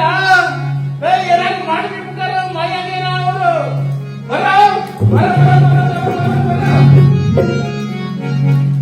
ತಾವೆಲ್ಲರೂ ಈ ವಿವಾಹಕ್ಕೆ ಆಗಮಿಸಿದ್ದು ನಮಗೆ ಬಹಳ ಸಂತೋಷ ತಂದಿದೆ. ತಾವೆಲ್ಲರೂ ಭೋಜನವನ್ನು ಸ್ವೀಕರಿಸಿಯೇ ತೆರಳಬೇಕೆಂದು ಕೇಳಿಕೊಳ್ಳುತ್ತೇವೆ.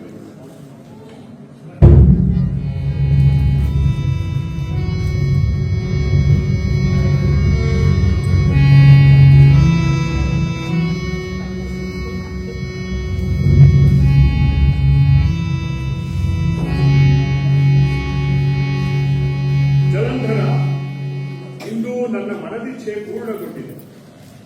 ರಕ್ಕಸ ಕುಲದ ಉದ್ಧಾರಕ್ಕಾಗಿ ಶ್ರಮಿಸುವಂತಹ ಒಬ್ಬ ಸಮರ್ಥ ಉತ್ತರಾಧಿಕಾರಿಯನ್ನು ಶೋಣಿತಾಪುರ ಪಡೆಯುವುದಕ್ಕೆ ನನ್ನ ಮನದಲ್ಲೂ ಧನ್ಯತೆಯ ಭಾವ ಮೂಡಿದೆ. ರಕ್ಕಸ ಕುಲ ನಿನ್ನ ಪಾಲಿಗೆ ಹೊಸದು. ಇದರ ಶ್ರೇಯೋಭಿವೃದ್ಧಿಗೆ ಶ್ರಮಿಸುವ ಮುನ್ನ ನೀನು ಬಹಳಷ್ಟು ತಿಳಿದುಕೊಳ್ಳಬೇಕಿದೆ. ಆದರೆ ಹೀಗೆ ಇದು ಸಾಕು, ವಿಶ್ರಮಿಸು. ಆಗಲಿ ಮಾವನವರೇ, ನೀವೆಂದಂತೆ ರಕ್ಕಸ ಕುಲದ ಬಗ್ಗೆ ನಾನು ಹೆಚ್ಚು ತಿಳಿದವನಲ್ಲ. ಆದಾಗ್ಯೂ ಇಲ್ಲಿಯ ರೀತಿ ನೀತಿಗಳು ನನಗೆ ಅಪರಿಚಿತ ಎನಿಸುತ್ತಿಲ್ಲ. ನಾನು ನಿಮ್ಮಲ್ಲೊಬ್ಬ ಎನ್ನುವ ಭಾವ ನನ್ನಲ್ಲಿದೆ. ಇದಕ್ಕೇನು ಕಾರಣವೋ ನಾನು ಅರಿಯೆ. ಆದರೆ ನಿಮ್ಮಿಂದ ಒಂದು ವಿಷಯ ಕೇಳಬೇಕಿತ್ತು. ಇವತ್ತಿನ ಸಮಾರಂಭಕ್ಕೆ ಆಗಮಿಸಿದ ಅತಿಥಿಗಳ ಪೈಕಿ ವಿಚಿತ್ರವಾದ ವ್ಯಕ್ತಿಗಳನ್ನು ನೋಡಿದೆ. ಒಬ್ಬರಿಗೆ ರುಂಡ ಇರಲಿಲ್ಲ, ಇನ್ನೊಬ್ಬರಿಗೆ ಮುಂಡವೇ ಇರಲಿಲ್ಲ. ಯಾರು ಹಾಗೇನಿದ್ದರು?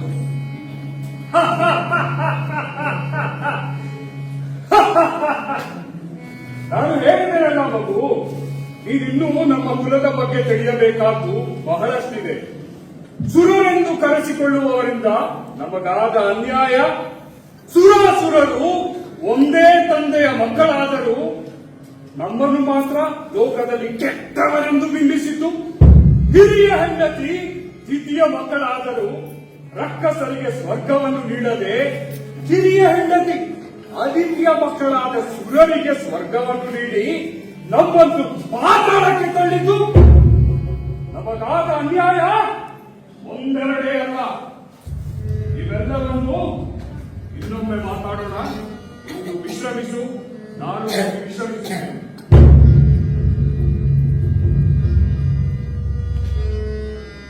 ಹೊರಡೋಣವೇ ಪ್ರಭು? ತಮಗೂ ಆಯಾಸ ಆಗಿರಬಹುದು, ಸ್ವಲ್ಪ ವಿಶ್ರಮಿಸಿಕೊಳ್ಳಿ. ಮಂತ್ರಿಗಳೇ, ನನ್ನ ಪ್ರಶ್ನೆಗೆ ನೀವು ಉತ್ತರಿಸಬಹುದು. ನಾನಲ್ಲ ಸ್ವಾಮಿ, ಕಾಲನೇಮಿ ಪ್ರಭುಗಳೇ ಇದಕ್ಕೆ ಸರಿಯಾದ ವ್ಯಕ್ತಿ. ಭಾವನವರು ತಿಳಿಸುವವರೆಗೂ ಕಾಯುವಷ್ಟು ತಾಳ್ಮೆ ನನಗಿಲ್ಲ. ಈಗಲೇ ತಿಳಿಯಬೇಕು ನನಗೆ. ಯಾರವರು ಹಾಗೇಕಿದ್ದರು? ನಿಮಗೆ ತಿಳಿದಿದ್ದನ್ನು ಹೇಳಿ. ನಿಮ್ಮಿಷ್ಟ ಸ್ವಾಮಿ, ಹೇಳುತ್ತೇನೆ. ಅವರು ರಾಹು ಕೇತು ಎಂದು ಹೆಸರಾದವರು. ನೋಡುವುದಕ್ಕೆ ಈಗ ಇಬ್ಬರಂತೆ ಕಂಡರೂ ಮೂಲದಲ್ಲಿ ಆತ ಸ್ವರ್ಭಾನು ಎಂಬ ಒಬ್ಬನೇ ಅಸುರ. ಏನು, ಒಬ್ಬ ಅಸುರ ಇಬ್ಬರ ಸಾಧನೆ? ಅದು ಹೇಗೆ? ಹಳೆಯ ಕಥೆ ಇದು ಪ್ರಭು. ಇನ್ನೊಮ್ಮೆ ದೇವಾಸುರರು ಅಮೃತವನ್ನು ಪಡೆಯಲು ಸಮುದ್ರವನ್ನು ಮಥನ ಮಾಡಿದ್ದರು. ಮೊದಲಿಗೆ ಎಷ್ಟೋ ಸುವಸ್ತುಗಳು ಬಂದು ಅನಂತರ ಅಮೃತವು ಉದಯಿಸಿತು. ಆದರದು ರಕ್ಕಸರಿಗೆ ದೊರೆಯಬಾರದೆಂಬ ದುರುದ್ದೇಶದಿಂದ ಮೋಹಿನಿಯ ರೂಪದಲ್ಲಿ ಬಂದ ವಿಷ್ಣುವು ತಾನೇ ಹಂಚುವುದಾಗಿ ತಿಳಿಸಿ ದೇವತೆಗಳಿಗೆ ಮಾತ್ರ ನೀಡಿ ಕುಂಭವನ್ನು ಖಾಲಿ ಮಾಡಿತೊಡಗಿದ. ಆದರೆ ಇದನ್ನು ಮೊದಲೇ ಊಹಿಸಿದ ಸ್ವರ್ಭಾನು ತಾನು ದೇವತೆಗಳ ಸಾಲಿನಲ್ಲಿ ಕುಳಿತು ಅಮೃತವನ್ನು ಕುಡಿದ ಹಾಗೂ ಅಮರನಾದ. ಆದರೆ ಈತ ತಮ್ಮವನಲ್ಲ ಎಂದು ತಿಳಿದ ಸೂರ್ಯಚಂದ್ರರು ಇದನ್ನು ವಿಷ್ಣುವಿಗೆ ತಿಳಿಸಿದರು. ಆತ ತನ್ನ ಚಕ್ರದಿಂದ ಸ್ವರ್ಭಾನುವಿನ ಕತ್ತನ್ನು ಕತ್ತರಿಸಿದ. ಆಗಲೇ ಆತ ಅಮೃತವನ್ನು ಕುಡಿದ ಆತ ಸಾಯಲಿಲ್ಲ. ಬದಲಾಗಿ ರುಂಡ ಮುಂಡಗಳು ಬೇರೆಯಾದ ರೀತಿಯಲ್ಲೇ ಬದುಕಿದ್ದಾನೆ. ಆತನ ರುಂಡವನ್ನು ರಾಹು ಎಂದು, ಮುಂಡವನ್ನು ಕೇತು ಎಂದು ಕರೆಯುತ್ತಾರೆ ಪ್ರಭು. ತಾವು ಇಂದು ಕಂಡದ್ದು ಅದನ್ನೇ. ಇದೆಂತ ದ್ರೋಹ! ಇಬ್ಬರಿಗೂ ಅಮೃತವನ್ನು ಹಂಚುತ್ತೇನೆಂದು ಹೇಳಿದಾತ ತನ್ನ ಮಾತಿನಂತೆ ಮಾಡಬೇಕಿತ್ತು. ಬದಲಿಗೆ ಅಸುರರಿಗೆ ಅವಮಾನವಾಗುವಂತೆ ವರ್ತಿಸಿದನಲ್ಲ. ಅಸುರರೆಲ್ಲ ಸುಮ್ಮನಾದರೋ ಅಥವಾ ಪ್ರತಿಭಟಿಸಿದರು? ಏನು ಮಾಡಿದರೇನು ಪ್ರಭು? ಸುರರೆಲ್ಲ ಅಮರರಾದರು, ನಮಗೆ ಏನೂ ಇಲ್ಲದಾಯಿತು. ಆದರೂ ಕೆಲವು ಬಾರಿ ನಮ್ಮಲ್ಲಿದ್ದ ಪ್ರಮುಖರು ಅಮರಾವತಿಯನ್ನು ವಶಪಡಿಸಿಕೊಂಡದ್ದುಂಟು. ಆದರದು ಏನೇನೋ ಕಾರಣಗಳಿಂದ ನಮ್ಮ ಕೈ ತಪ್ಪಿ ಹೋಗುತ್ತದೆ. ಈ ದೇವತೆಗಳು ಒಂದಿಲ್ಲೊಂದು ಕಾರಣ ಮಾಡಿ ಅದನ್ನು ಮತ್ತೆ ಮರಳಿ ಪಡೆಯುತ್ತಾರೆ ಪ್ರಭು. ಇದೇ ಕಾರಣಕ್ಕಾಗಿ ಮಾವನವರು ನನ್ನೊಂದಿಗೆ ಮಾತನಾಡುತ್ತೇನೆಂದು ಹೇಳಿರಬಹುದು. ಇರಲಿ, ಅವರಾಗಿ ಈ ವಿಷಯ ಪ್ರಸ್ತಾಪಿಸುವವರೆಗೂ ಕಾಯುತ್ತೀನಿ. ಆಗಲಿ ಪ್ರಭು.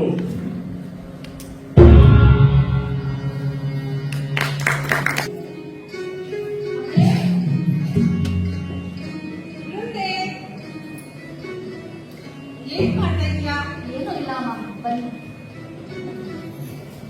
ತನಗೆ ಬರುವಂತ ಅಳಿಯ ಹೀಗಿರಬೇಕೆಂದು ತಾನು ಬಯಸಿದ್ದೇನೋ ಅದೇ ರೀತಿ ಇದ್ದಾರೆ ಜಲಂಧರ ಗುರುಪತಿಗಳು ಅಂತ ಹೇಳಿ ನಿಮ್ ತಂದೆ ತುಂಬಾ ಸಮಾಧಾನದಿಂದಿದ್ದಾರೆ. ಅಲ್ಲದೆ ನಮಗೊಬ್ಬ ಒಳ್ಳೆಯ ಉತ್ತರಾಧಿಕಾರಿ ಅನ್ನೋದು ಅವರ ಅಭಿಪ್ರಾಯ. ಹೌದೇ? ಹಾ, ನಿನಗೂ ನಿನ್ನ ಜಪ ತಪಕ್ಕೂ ಯಾವುದೇ ಅಡೆತಡೆ ಇಲ್ಲ ಅಂತೇಳಿ ಸುಮ್ಮನೆ ಹೇಳಿದ್ರು. ಹೌದಮ್ಮ, ನನ್ನ ಯಾವ ಕೆಲಸಗಳಿಗೂ ಅವರದು ಅಡ್ಡಿ ಇಲ್ಲ. ಅಮ್ಮ, ನಮ್ಮವರ ಬಗ್ಗೆ ನಾವೇ ಹೇಳಿಕೊಂಡರೆ ಚೆನ್ನಾಗಿರುವುದಿಲ್ಲ. ಆದರೂ ಅಷ್ಟು ಬಲಾಢ್ಯನಾಗಿರುವ ವ್ಯಕ್ತಿಗೆ ಅಲ್ಲಿಷ್ಟು ಅಹಂಕಾರವಿಲ್ಲಮ್ಮ. ಎಲ್ಲರೊಂದಿಗೂ ಸ್ನೇಹದಿಂದಲೇ ಮಾತಾಡ್ತಾರೆ. ನನ್ನ ಮೇಲಂತೂ ಪ್ರೀತಿಯ ಹೊಳೆನೇ ಅನಿಸ್ತಾರೆ. ಹೌದೇನೆ ಮಗಳೇ, ನೀನು ಸುಖವಾಗಿದ್ರೆ ನಮ್ಗದೇ ಸಂತೋಷ. ನಡೆದುಕೊಳ್ತಿದ್ದಾರೆ ಜಲಂಧರ ಭೂಪತಿಗಳು. ಇದನ್ನ ನೋಡೋದ್ಮೇಲಂತೂ ನಮ್ಗೆ ಸಂತೋಷ, ಪರಮ ಸಂತೋಷ. ನಿಜವೇ? ಅಂಥದ್ದೇನಾಯ್ತಮ್ಮ? ಕೇಳು, ನಿನ್ನೆ ರಕ್ಕಸ ಕುಲದ ಕಥೆಯನ್ನೆಲ್ಲ ಕಾಲನಿವಿ ಪ್ರಭುಗಳು ಜಲಂಧರ ಭೂಪತಿಗಳಿಗೆ ತಿಳಿಸಿದಂತೆ. ಇದನ್ನ ಕೇಳಿ ಸ್ವರ್ಗವನ್ನ ಖಂಡಿತ ವಶಪಡಿಸ್ಕೊಳ್ತೇನೆ, ಆ ಬಿಡುಗಣ್ಣರ ಸೊಕ್ಕನ್ನ ಅಡಗಿಸ್ತೇನೆ ಅಂತೇಳಿ ಜಲಂಧರ ಭೂಪತಿಗಳು ಮಾತು ಕೊಟ್ಟಿದ್ದಾರೆ. ಇದನ್ನ ಕೇಳಿ ಆನಂದ, ಪರಮಾನಂದ. ಓಹೋ, ವಿಷಯ ಹೀಗೋ? ನಿನ್ನೆಯಿಂದಲೇ ಯಾವುದೋ ಹವಣಿಕೆಯಲ್ಲಿ ಇದ್ದಂತೆ ಕಾಣುತ್ತಿದ್ದರು ಪ್ರಭುಗಳು. ಆದರೆ ಕೊಂಚ ಅನ್ಯಮನಸ್ಕರಾದ್ದರಿಂದ ನನ್ನೊಂದಿಗೆ ಹೆಚ್ಚಾಗಿ ಮಾತನಾಡಲಿಲ್ಲ ಅಮ್ಮ. ಇಲ್ಲಿ ಬಿಡು, ನಮ್ಮ ರಕ್ಕಸ ಕುಲದ ಉದ್ಧಾರಕ್ಕಾಗಿಯೇ ಬಂದಂತಹ ದೊರೆಗಳು ಅಂತೇಳಿ ನಮ್ಮ ಪ್ರಜೆಗಳೆಲ್ಲ ಮಾತಾಡ್ಕೊಳ್ತಿದ್ದಾರೆ. ಇದನ್ನ ನೋಡಿದ್ಮೇಲೆ ನಮಗೆ ಅತೀವ ಅತೀವ ಆನಂದ. ದೇವಾಸುರರಿಂದ ಪ್ರಾರಂಭವಾಗುವ ಮುನ್ಸೂಚನೆಯಲ್ಲಾದರೆ ಇನ್ನೇನು ಕಾದಿದೆಯೋ ಭಗವಂತ? ಎಲ್ಲ ನಿನ್ನ ಕೈಲೇ ಇದೆ ತಂದೆ. ಅಮ್ಮ, ರಕ್ಕಸ ಕುಲಕ್ಕೆ ಒಳಿತಾಗ್ಬೇಕು ಅನ್ನೋದೇನೋ ಸರಿ, ಆದ್ರೆ ಅದಕ್ಕಾಗಿ ಯುದ್ಧ, ಈ ಕೋಲಾಹಲ ಇದೆಲ್ಲ ಬೇಕಾ ಅಮ್ಮ? ನಾವೀಗ ಸುಖವಾಗಿ ಇದ್ದೀವಲ್ಲ, ನಮಗೇನ್ ಕೊರತೆ ಇದೆ? ಯುದ್ಧ ಪ್ರಾರಂಭ ಮಾಡೋದಷ್ಟೇ ನಮ್ಮ ಕೈಲಿರೋದು. ಯುದ್ಧದ ಅಂತ್ಯ ನಾವೆನಿಸಿದಂತೆ ಇದ್ದಿದ್ರೆ ಏನ್ ಮಾಡೋದಮ್ಮ? ಹಿಂದಿನಿಂದಲೂ ದೇವಾಸುರ ಯುದ್ಧದಲ್ಲಿ ಹೆಚ್ಚು ನೊಂದವರು ಅಸುರರೇ ಅಲ್ಲವೇ? ಇದೇನ್ ಮಾತಾಡ್ತಾ ಇದೆಯಾ ಮುಂದೆ? ಸ್ವರ್ಗವನ್ನ ವಶಪಡಿಸ್ಕೊಳ್ಬೇಕು ಅಂತ ಹೇಳು ಎಷ್ಟೋ ಕಾಲದಿಂದ ಈ ಆಸೆಯನ್ನ ತಮ್ಮ ಮಂದಲ್ಲಿ ಇರಿಸ್ಕೊಂಡಿದ್ರು ಕಾಲನೇಮಿ ಪ್ರಭುಗಳು. ಆದ್ರೆ ಸ್ವರ್ಗದ ಮೇಲೆ ದಾಳಿ ಮಾಡೋದಿಕ್ಕೆ ಸಾಕಷ್ಟು ಶಕ್ತಿ ಸಂಚಯ ಆಗಿರ್ಲಿಲ್ಲ. ಈಗ ನಮ್ಗೆ ಯಾವ್ದಕ್ಕೆ ಕಡಿಮೆ ಹೇಳು? ಎಷ್ಟೋ ಕಾಲದಿಂದ ಕಾಯ್ತಾ ಇದ್ದಂತಹ ಆಸೆ ಈಗ ನೆರವೇರ್ತಾ ಇದೆ.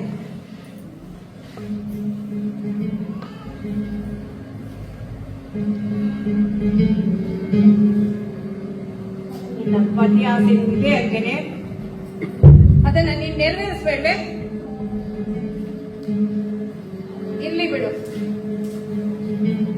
ಅದರ ಫಲಿತಾಂಶ ಏನು ಅನ್ನೋದನ್ನ ಆ ಕಾಲವೇ ನಿರ್ಧರಿಸುತ್ತೆ.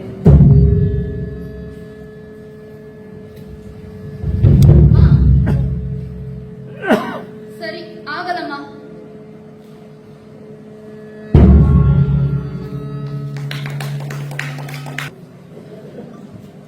ದೇವಿ, ಬೃಂದಾದೇವಿ, ಪ್ರಭು, ನೀವು ಬಂದದ್ದೇ ನನಗೆ ತಿಳಿಯಲಿಲ್ಲವಲ್ಲ? ಕ್ಷಣವೇ ಇಲ್ಲದಂತೆ ಅದೇನು ಧ್ಯಾನವೋ ನಿನ್ನದು? ನಾನರಿಯೇ. ಯಾವ ಧ್ಯಾನವೂ ಇಲ್ಲ, ಏನೂ ಇಲ್ಲ. ನೀವು ಬಂದು ಬಹಳ ಸಮಯವಾಗಿದೆ. 3 ದಿನಗಳಿಂದ ಇಲ್ಲೇ ಕಾಯುತ್ತಿದ್ದೀನಿ. ಈ ಕೊಪ್ಪ ಕರದದ್ದು ದೇವಿಗೆ ಕೇಳಿಸಲೇ ಇಲ್ಲ. ಹೌದೌದು, ಅಷ್ಟೊಂದು ಹೊಗಳುವ ಅಗತ್ಯವಿಲ್ಲ. ಏನಿದು ಬಹಳ ಉತ್ಸಾಹ ಕಾಣುತ್ತಿದೆ ನಿಮ್ಮ ಮುಖದಲ್ಲಿ? ನನ್ನ ಸುಂದರಿಯನ್ನು ಕಾಣುತ್ತಿದ್ದಂತೆ ಆಗುವ ಪರಮಾನಂದವಿದು. ಅದೇ ನಿಜವಾದರೆ ದಿನವೂ ಇದೇ ಉತ್ಸಾಹ ಕಾಣಬೇಕಿತ್ತು. ಇವತ್ತು ಮಾತ್ರ ಏನು ವಿಶೇಷ ಆಗನಿಸುವುದಕ್ಕೆ? ಇವತ್ತಿನ ವಿಶೇಷ ಉತ್ಸಾಹಕ್ಕೆ ವಿಷಯವೇ ಆಗಿದೆ ವೃಂದೆ. ದೀರ್ಘಕಾಲದಿಂದ ರಕ್ಕಸ ಕುಲ ಯಾವುದನ್ನು ಬಯಸುತ್ತಿತ್ತೋ ಅದು ಕೈಗೂಡುವ ಸಮಯ ಈಗ ಬಂದಿದೆ. ಏನದು ಅಂತಹದ್ದು? ಶೋಣಿತಾಪುರದಿಂದ ರಕ್ಕಸ ಪಡೆ ನಾಳೆಯೇ ಹೊರಡುತ್ತಿದೆ ಅಮರಾವತಿಯೆಡೆಗೆ. ಆ ಬಿಳುಗಣ್ಣರ ಹುಟ್ಟಡಗಿಸಿ ಸ್ವರ್ಗವನ್ನು ಕೈವಶ ಮಾಡಿಕೊಳ್ಳುವುದೇ ನಮ್ಮ ಗುರಿ. ಸರಿ, ಆಮೇಲೆ? ಆಮೇಲೇನು? ಒಮ್ಮೆ ಸ್ವರ್ಗ ನಮ್ಮ ಕೈಗೆ ಬಂತೆಂದರೆ 3 ಲೋಕಗಳು ನಮ್ಮ ಅಧೀನ. ಇವರಿಗೆ ಅಸುರರಿಗೆ ಆದಂತ ಅನ್ಯಾಯದ ಲೆಕ್ಕಾಚಾರ ತೀರಿಸಿಕೊಳ್ಳಬಹುದು. ನಮ್ಮವರೆಲ್ಲ ಸುಖದ ಸುಪ್ಪತ್ತಿಗೆಯಲ್ಲಿ ನಲಿಯಬಹುದು. ಸರಿ ಸಂತೋಷದ ಹೊಳೆಯೇ ಹರಿಯುತ್ತದೆ. ಸರಿ, ಮುಂದೆ? ಮುಂದೆ ಇದೇನು ಹೀಗೆ ಮಾತನಾಡುತ್ತಿರುವೆ? ಅವನವರ ಸಹಿತವಾಗಿ ರಕ್ಕಸ ಪ್ರಮುಖರೆಲ್ಲ ಬಯಸಿದ್ದು ಇದನ್ನೇ ಅಲ್ಲವೇ? ಈ ಕಾರ್ಯ ಕೈಗೂಡುವ ಸಮಯ ಹತ್ತಿರವಾಗಿದೆ. ರಕ್ಕಸರ ಪಾಲಿಗೆ ಈ ವಿಜಯ ಎಷ್ಟು ಮಹತ್ವದ್ದು ಎಂಬುದು ನೀನು ಅರಿಯದವಳೆ. ಖಂಡಿತಕ್ಕೂ ನಾನು ಅರಿಯದವಳಲ್ಲ ಸ್ವಾಮಿ. ಸುರಾಸುರರ ದ್ವೇಷ ಈಗಿನದಲ್ಲ, ಸಮರವೂ ಹಳೆಯದೆ. ಆದರೆ ಸ್ವರ್ಗವನ್ನು ಕೈವಶ ಮಾಡಿಕೊಳ್ಳುವುದೆಂದರೆ ಹುಡುಗಾಟವಲ್ಲ. ಶಕ್ತಿ, ಮಾಯೆ, ಶಸ್ತ್ರ, ಅಸ್ತ್ರಗಳು ನಮ್ಮಲ್ಲಿ ಮಾತ್ರವಲ್ಲ, ಅವರಲ್ಲಿಯೂ ಉಂಟು. ಜೊತೆಗೆ ಅಮರರಿಗೆ ತ್ರಿಮೂರ್ತಿಗಳ ನೆರವು ಇದೆ ಎಂಬುದನ್ನು ನಾವು ಮರೆಯುವಂತಿಲ್ಲ ಸ್ವಾಮಿ. ಓಹೋ, ಇದೋ ನಿನ್ನ ಚಿಂತೆಯ ಕಾರಣ. ಹೆದರದಿರೋ ಹೆಣ್ಣೆ, ಸುರ ನರ ಊರಗಳಿಗೆ ಈ ಜಲಂಧರ ಅಜಯ. ಜೊತೆಗೆ ನನ್ನ ಪಾಲಿಗೆ ನೀನೊಂದು ಭದ್ರ ಕವಚದ ಹಾಗೆ. ನಿನ್ನ ವರದ ಬಲವೇನು ಎಂಬುದು ನಿನಗೆ ತಿಳಿದಿದೆ. ಇಷ್ಟಿದ್ದು ಮೃತ ಹೆದರುವ ಅಗತ್ಯವೇನೆ? ಯಾಕೋ ಇದು ಹಿತವಲ್ಲದ ಕೆಲಸ ಎಂದು ಮನಸ್ಸು ಸಾರಿ ಸಾರಿ ನೆನೆಸಿದೆ ಪ್ರಭು. ಇರುವುದನ್ನು ಬಿಟ್ಟು ಯಾವುದೋ ಮರೀಚಿಕೆ ಎಂದೇ ಓಡುತ್ತಿರುವ ಭಾವ ಮನಸ್ಸನ್ನು ಆವರಿಸಿದೆ. ಮುಂದೆ ಏನೇನೋ ಯೋಚಿಸಿ ಮನಸ್ಸು ಕೆಡಿಸಿಕೊಳ್ಳಬೇಡ. ಈ ಜಲಂಧರ ಎಂತ ಸಮರ ದುರಂಧರ ಎಂಬುದನ್ನು ಮುಂದಿನ ಯುದ್ಧದಲ್ಲಿ ಲೋಕವೆಲ್ಲ ನೋಡಲಿದೆ. ನಿಮ್ಮ ಇಚ್ಛೆಯನ್ನು ವಿರೋಧಿಸುವ ಮನಸ್ಸಿಲ್ಲ ನನಗೆ. ಆದರೂ ಸ್ವರ್ಗ ಸುಖದ ನೆಪದಲ್ಲಿ ಪರಸತಿಯರ ಸಂಘ ಬದುಕಿಗೆ ಭಂಗ ಎನ್ನುವುದು ನೆನಪಿರಲಿ. ನೀತಿಯನ್ನು ತಪ್ಪಿ ನಡೆದರೆ ನಾವು ನಂಬಿದ ದೈವವು ನಮ್ಮನ್ನು ಕಾಯುವುದಿಲ್ಲ. ನಮಗೆ ಶ್ರೇಯಸ್ಸಾಗಲಿ ಪ್ರಭು. ಆಗಲಿ ಪ್ರಿಯೆ, ನಿನ್ನ ಮಾತುಗಳನ್ನು ನಾನು ನೆನಪಿನಲ್ಲಿ ಇರಿಸಿಕೊಳ್ತೀನಿ. ಸ್ವರ್ಗವನ್ನು ಗೆದ್ದು ಬಂದ ಮೇಲೆ ನೀನೇ ನನ್ನನ್ನಿಲ್ಲಿ ಇದಿರುಗೊಳ್ಳುವೆಯಂತೆ.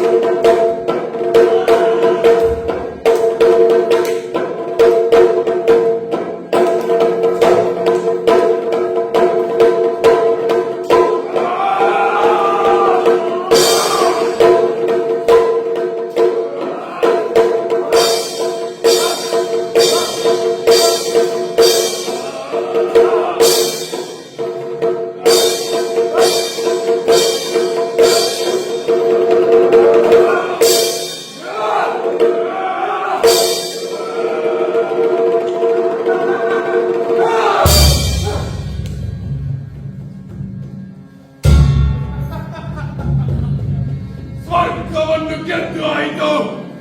ಇದೀಗ ಈ ಸ್ವರ್ಗ ನನ್ನದೇ.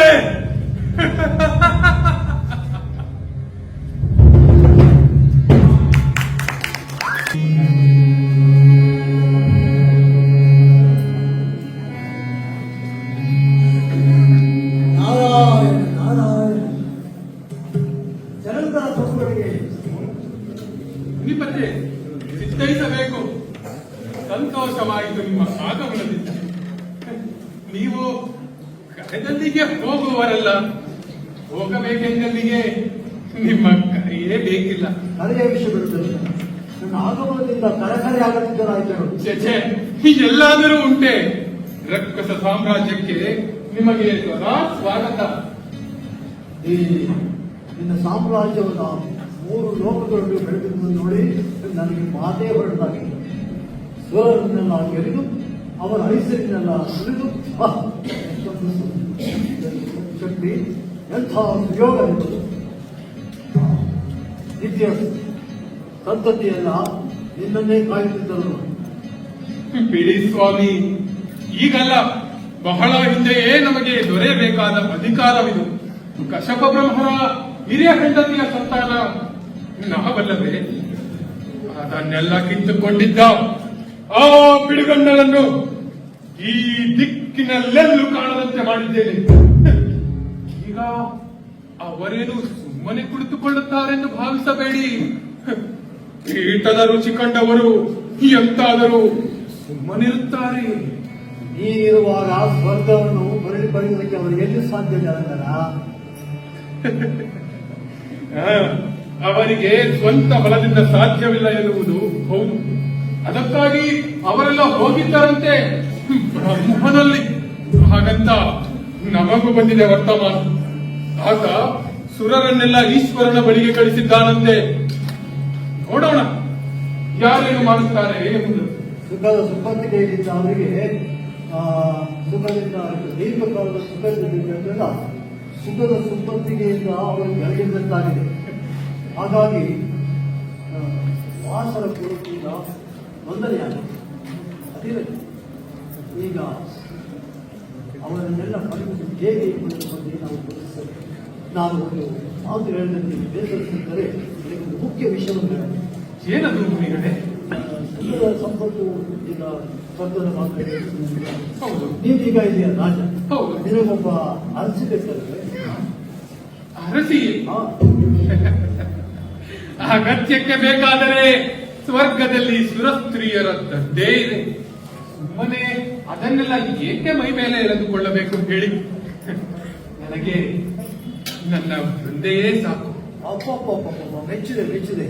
ಮಡದಿ ಬಗ್ಗೆ ಎಷ್ಟು ಪ್ರೀತಿ, ಎಷ್ಟು ಪ್ರೇಮ. ದಾಂಪತ್ಯ ಅಂದ್ರೆ ಇದು ನೋಡು. ಆದರೂ ನಿನ್ನ ಪಕ್ಕದ ಸಿಂಹಾಸನಕ್ಕೆ ರಿಕ್ತವಾಗಿರುವುದು ಸರ್ಕಾಧಿಪತಿಗೆ ಶೋಭೆ ತರು. ಇದೀಗ ಬೇಡದಿದ್ದರೂ ನಿನ್ನ ಸ್ಥಾನಕಾಲ ಬೇಕಂದ್ರೆ. ಓಹೋ, ವಿಷಯ ಹೌದು. ಆದರೆ ಅರಸಿಯನ್ನು ಅರಸುವುದಲ್ಲಿ ಎಲ್ಲೆಲ್ಲಿ ಯಾಕೆ? ಈಶ್ವರನಿಗೆ ಒಬ್ಬರು ಪಡೆದಿದ್ದಾರೆ. ಇಡೀ ಲೋಕದಲ್ಲಿ ಅವಳನ್ನು ಚೆಲುವೆ ಇಲ್ಲ. ನಿನ್ನ ಒಂದೇ ಚೆಲುವೆ ಇದೆ. ಆದರೆ ಈಶ್ವರನ ಮಡದಿಯ ವಿಶೇಷತೆ ಏನೆಂದರೆ ಶತ್ರುಗಳ ಬಾಧೆಯಲ್ಲೇ ಇರುವುದು. ಅವಳು ಶಕ್ತಿ ಸ್ವರೂಪಿಣಿ ಎಂದು ಹೆಸರಾದಂತವಳು. ತಿಳಿದಿದೆ. ಆಕೆಯ ನಮ್ಮ ಕುಲದ ಹಲವರನ್ನು ಕೊಂದವಳಂತೆ. ಅದಕ್ಕೆ ಹೇಳ್ತಿದ್ದೇನೆ ಈಗ. ಅವಳನ್ನು ಪಡೆದೇ ಆದರೆ ನೀನು ನಿನ್ನ ಕುಲಕ್ಕೆ ಯಾವ ತೊಂದರೆಯೂ ಇಲ್ಲ. ಸರಿ ಸ್ವಾಮಿ, ಭಲೆ, ನಿಮ್ಮ ಉಪಾಯ ಒಳ್ಳೆಯದು. ಆದರೆ ಅವಳಿಗಾಗಲೇ ಈಶ್ವರನ ಹೆಂಡತಿ. ರಾಜನು ಬಹುಸತಿಯರನ್ನು ಹೊಂದಬಹುದಾದರೂ ಪರಸತಿಯರನ್ನು ಹೊಂದುವಂತಿಲ್ಲ ಎಂದು ವೃಂದೆ ಎಚ್ಚರಿಸಿ ಕಳಿಸಿದ್ದಾಳೆ. ಹಾಗಾಗಿ ಇಂದ್ರನನ್ನು ಸಿಸಿದೇವಿಯ ಜೊತೆಗೆ ಇಲ್ಲಿಂದ ಓಡಿಸಿದ್ದೇನೆ. ಹಾಗೂ ವಿಷಯ. ಆದರೆ ಲೋಕದಲ್ಲಿರುವ ಎಲ್ಲ ವಸ್ತುಗಳು ಸ್ವರ್ಗಕ್ಕೆ ಸೇರಬೇಕಲ್ಲ? ಅದರಲ್ಲಿ ಅನುಮಾನವೇ ಬೇಡ. ಹಾಗಾದರೆ ಶಕ್ತಿ ಸ್ವರೂಪವು ಎಲ್ಲಿಗೆ ಸೇರಬೇಕಲ್ಲವೇ? ಶಕ್ತಿ ಸ್ವರೂಪಿಣಿಯು ಸ್ವರ್ಗದೇ ಅಲ್ಲವೇ? ಒಂದು ಕೆಲಸ ಮಾಡು.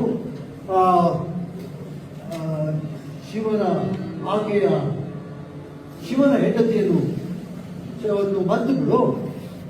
ಹಾಗೆ ಪರ್ವತರಾಜನ ಪುತ್ರಿ ಪಾರ್ವತಿ ನೀನು ಸ್ವರ್ಗಕ್ಕೆ ಸೇರಿಸಬಹುದಲ್ಲವೇ?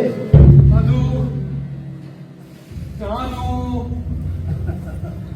ನೀವು ಏಕೆ ಈ ಮಾತು ಸ್ವಾಮಿ? ಕೊಡ ತುಂಬುವುದು ಬೇಡವೇನು? ಏನು ಪಾಪದ ಕೊಡಲು? ನೀವು ತುಂಬಿದ ಕೊಡವಪ್ಪ. ಹಾಗೆ ನಿಮ್ಮ ಮಾತುಗಳನ್ನು ನೆನಪಿನಲ್ಲಿ ಇರಿಸಿಕೊಳ್ತೀನಿ. ಹಾಗೆ ನಿಮ್ಮಲ್ಲೊಂದು ಸಲಹೆ ಕೇಳಬೇಕಿತ್ತು. ಕೇಳು. ಆ ಹಾಳು ಸುರರು ಷಡ್ಯಂತ್ರ ಹೂಡುವುದಕ್ಕೆ ಮೊದಲೇ ನಾನೇ ಆ ಈಶ್ವರನ ಮೇಲೆ ಯುದ್ಧ ಸಾರಿದರೆ ಇನ್ನೂ ಒಳ್ಳೆಯದು. ಇಲ್ಲಿಂದ ಕೈಲಾಸ ಎಷ್ಟು ಮಹಾದೂರವಿದೆ? ಒಂದೇ ಕಲ್ಲಿನಲ್ಲಿ 2 ಹದ್ದಿಗಳನ್ನು ಹೊಡೆಯಬಹುದು. ಸರಿ, ಹಾಗಾದರೆ ಹೊರಟೆ ಕೈಲಾಸದೆಡೆಗೆ.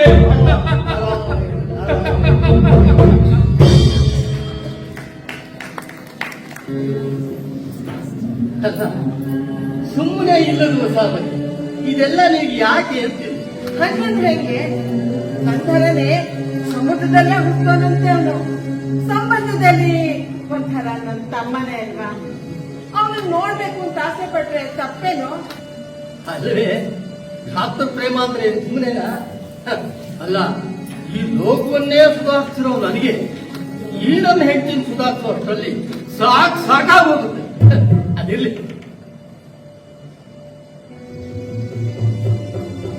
ಕಾಣ್ತಾನೆ ಇಲ್ವಲ್ಲ ಎಲ್ಲಿ ಗಣಂತಾಯಿತಮ್ಮ? ನನಗೇನ್ ಗೊತ್ತು, ನೀವೇ ಹೇಳಿದ್ರಲ್ಲ ಅವನನ್ನ ಕೈಲಾಸಕ್ಕೆ ಬರೋ ವ್ಯವಸ್ಥೆ ಮಾಡಿದೀನಿ, ಬರೋ ದಾರಿಲಿ ಆತನ ತೋರಿಸ್ತೀನಿ ಬಾ ಅಂತ. ನೋಡಿದ್ಯೋ ಕಡೆಗೂ ನನ್ನ ತಲೆಗೆ ತಂದ್ಬಿಟ್ಟೆ. ಆದಿಶೇಷಿದೆ ಒಂದೇ ಸಮಯ ನನ್ನ ತಮ್ಮನ್ ನೋಡ್ಬೇಕು ಅಂತ ಚಡ್ಪಡಿಸಿದ್ದೋಳು ನೀನ ನಾನು. ಅಷ್ಟಕ್ಕೂ ಆ ದೇವಲೋಕದ ಲೆಕ್ಕಾಚಾರ ತಡ್ಕಡಿಕ್ ಮಾಡುವಂತ ಚಾಣಾಕ್ಷ. ಅದಕ್ಕೆ ನೀನು ನನ್ನ ದೇವರಿಗೆ ಅವಾಗ್ಲಿಂದ ನನ್ನ ಮೇಲೆ ಬುದ್ಧಿ ಬಲಿಸು. ಏನೋ ಶಬ್ದ ಯಾರೋ ಬರ್ತಾ ಇರೋ ಹಾಗಿದೆ. ಅರೆ ವಿಪ್ರ ದಂಪತಿಗಳು, ನಮೋ ನಮಃ. ಒಳ್ಳೇದಾಗ ಜಲಂಧರ ಅಂದ್ರೆ ನೀನೇ? ಹೌದು ಸ್ವಾಮಿ, ನನ್ನಿಂದ ಏನಾಗ್ಬೇಕಿತ್ತು ಹೇಳಿ. ನೋಡಪ್ಪ, ಇವಳು ನಮ್ಮ ಮನೆಯವಳು, ನಿನ್ನ ನೋಡ್ಬೇಕು ಅಂತ ತುಂಬಾ ಆಸೆ ಪಟ್ಲು. ನಾನು ಹಾಗೂ ಹೇಳಿದೆ, ಸ್ವರ್ಗಲೋಕದ ಯಜಮಾನರು ಅಂದ್ರೆ ಸುಮ್ಮನೆನಾ, ತುಂಬಾ ಜವಾಬ್ದಾರಿ ಇರುತ್ತೆ, ಕೆಲಸ ಇರುತ್ತೆ, ಇದು ಬೇಡ ಅಂತ. ಆದ್ರೂ ಕೇಳ್ತಾ ಇಲ್ಲ, ಮುಂದೆ ಒಂದೇ ಸಮನೆ ಹಠ. ಅಯ್ಯೋ, ಅದೇನು ದೊಡ್ಡ ವಿಷಯ ಸ್ವಾಮಿ. ನಮಸ್ಕಾರ ತಾಯಿ. ಒಳ್ಳೇದಾಗ್ಲಪ್ಪ. ನೋಡ್ರಿ, ಏನ್ ವಿನಯ, ಎಂಥ ವಿಧೇಯತೆ ಅಂತ. ನನ್ನಿಂದ ಏನಾದ್ರೂ ಆಗ್ಬೇಕಿತ್ತ ನಿಮಗೆ? ಏನ್ ಬೇಕಾದ್ರೂ ಕೇಳಿ. ಛೇ, ಏನಿಲ್ಲಪ್ಪ, ನಾವು ಸುಮ್ಮನೆ ಬಂದವರು. ಸುಮ್ಮನೆ ಬಂದವರಂದ್ರೆ ನಂಬೋದು ಕಷ್ಟ. ದನಕನಕಗಳನ್ನು ಮೇಯಿಸಿ ಬಂದಿದ್ರೆ ಹೇಳಿ, ಸಂಕೋಚ ಬೇಡ, ಕೇಳ್ದಷ್ಟು ಕೊಡ್ತೀನಿ. ನನಗೆ ತನಕನಕ ಕೊಡೋ ಮಾತು. ನಮ್ಮನೇಲೆ ಲಕ್ಷ್ಮಿ ನೆಲೆಸಿರುವಾಗ ಕ್ಷೀರ ಸಮುದ್ರನೇ ಹರಿಯುವಷ್ಟು ಸಮೃದ್ಧಿ ಇದೆ. ಛೇ, ಏನೇನೂ ಬೇಡಪ್ಪ. ವಿಚಿತ್ರವಾಗಿದೆ ಇವರ ವರ್ತನೆ. ಬೇಕಿದ್ದು ಕೇಳಿ ಎಂದರು, ಕೇಳದ ಬ್ರಾಹ್ಮಣರನ್ನು ಈಗಲೇ ನೋಡಿದ್ದು ನಾನು. ಇವರ ಮುಖದ ತೇಜಸ್ಸು ಎಷ್ಟೊಂದು ಪ್ರಖರವಾಗಿದೆ ಎಂದರೆ ಸಾಮಾನ್ಯ ದಂಪತಿಗಳಾಗಿರಲು ಸಾಧ್ಯವಿಲ್ಲ ಇವರು. ಯಾರೆಂದು ತಿಳಿಯಬೇಕು. ಸ್ವಾಮಿ, ಈ ದಿನ ಏನೋ ಒಳ್ಳೆಯದಾಗುತ್ತದೆ ಎಂಬ ಭಾವದಿಂದಲೇ ಮನೆಯಿಂದ ಹೊರಟಿದ್ದೆ. ಈಗ ನಿಮ್ಮನ್ನು ನೋಡಿದ ಮೇಲೆ ಆ ಭಾವ ಸತ್ಯ ಅನಿಸಿತು. ಅಯ್ಯೋ, ನಿಮ್ಮನ್ನು ಕಂಡು ನನಗಾದ ಸಂತೋಷದಲ್ಲಿ ನಿಮ್ಮ ಪರಿಚಯ ಕೇಳುವುದಕ್ಕೆ ಮರೆತೆ. ಸ್ವಾಮಿ, ನಿಮ್ಮ ಹೆಸರೇನು? ಊರಾವುದು? ಅದು ನಾನು ಗೋವಿಂದ ಭಟ್ಟ, ಇವಳು ರಮೆ. ನಮ್ಮೂರು ವೈಕುಂಠಪುರ. ವೈಕುಂಠಪುರದ ಗೋವಿಂದ. ರಮೆ ಗೋವಿಂದ, ರಮಾ ಗೋವಿಂದ. ಎಷ್ಟೊಂದು ತೇಜೋಮಯವಾದ ವ್ಯಕ್ತಿತ್ವ ನಿಮ್ಮರದು ಎಂದರೆ ಆದಿ ದಂಪತಿಗಳನ್ನೇ ನೋಡಿದಂತಾಗುತ್ತದೆ. ಸಾಕ್ಷಾತ್ ಲಕ್ಷ್ಮೀ ನಾರಾಯಣರಂತಿದ್ದೀರಿ. ಸ್ವಾಮಿ, ನೀವಿಬ್ಬರು ಹೇಗೆ ಕಾಣುತ್ತಿದ್ದೀರೋ ಹಾಗಲ್ಲ ಎನ್ನುವುದು ಅರ್ಥವಾಗಿದೆ. ಆದರೆ ನಿಜಕ್ಕೂ ನಿಮ್ಮ ನಿಜ ರೂಪವೇನು ಎಂಬುದು ತಿಳಿಯದಾಗಿದೆ. ಅಂದ ಹಾಗೆ ನಿಮ್ಮ ನಿಜ ರೂಪವೇನು? ನಮ್ಮ ನಿಜ ರೂಪ ನೋಡ್ಬೇಕಂದ್ರೆ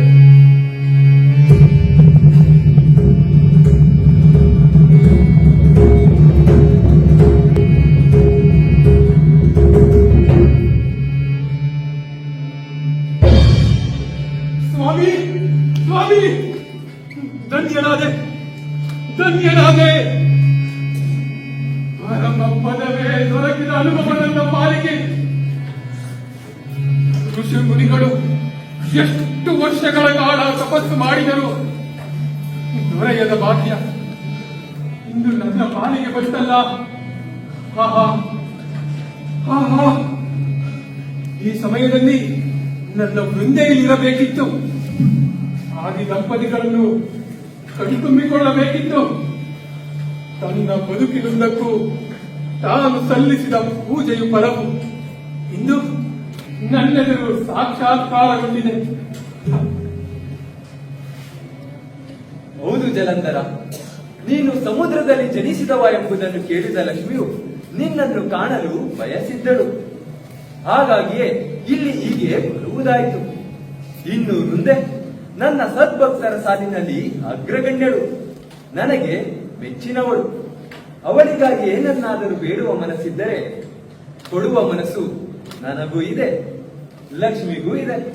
ಹೌದು, ಇಬ್ಬರಿಗೂ ಇದೆ. ವೃಂದೆಗಾಗಿ ಏನು ಕೇಳಿದರೂ ಕೊಡುವೆಯಾ ಪ್ರಭು? ಹೌದಯ್ಯ, ಅನುಮಾನವೇಕೆ? ಹಾಗಾದರೆ ನನಗೆ ಸೋದರಿ ಸಮಾನರಾದ ಇಂದಿರೆಯು ತನ್ನ ರಮನೊಂದಿಗೆ ನಮ್ಮ ನಿವಾಸದಲ್ಲೇ ಇರುವಂತೆ ಅನುಗ್ರಹ ಮಾಡು. ಅಂದರೆ ಏನು ನಿನ್ನ ಮಾತಿನ ಅರ್ಥ? ಸ್ವಾಮಿ, ಸೋದರನ ಮನೆಯಲ್ಲಿ ಅಕ್ಕ ಬಂದಿರುವಂತೆ, ನನ್ನ ವೃಂದೆಯ ಜೊತೆ ಆ ಲಕ್ಷ್ಮೀ ದೇವಿಯು ಇರುವಂತೆ ಕೃಪೆ ಮಾಡು. ಆಕೆ ಒಬ್ಬಳೇ ಅಲ್ಲ, ಪತ್ನಿಯ ಜೊತೆ ಪತಿ ಇದ್ದರೆ ಮಾತ್ರವೇ ಲಕ್ಷಣವಲ್ಲವೇ? ಏನು? ನನ್ನನ್ನು, ಲಕ್ಷ್ಮಿಯನ್ನು ನಿನ್ನ ಮನೆಯಲ್ಲಿ ಇಟ್ಟುಕೊಳ್ಳುವ ಉದ್ದೇಶವೇ? ಅದು ಏಕೆ ಸಾಧ್ಯ? ಪ್ರಭು, ಕೇಳಿದನ್ನು ಕೊಡುವುದಾಗಿ ಮಾತು ಕೊಟ್ಟವ ನೀನು.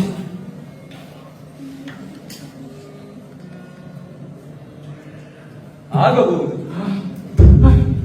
ಪರಮ ಪ್ರಸಾದ.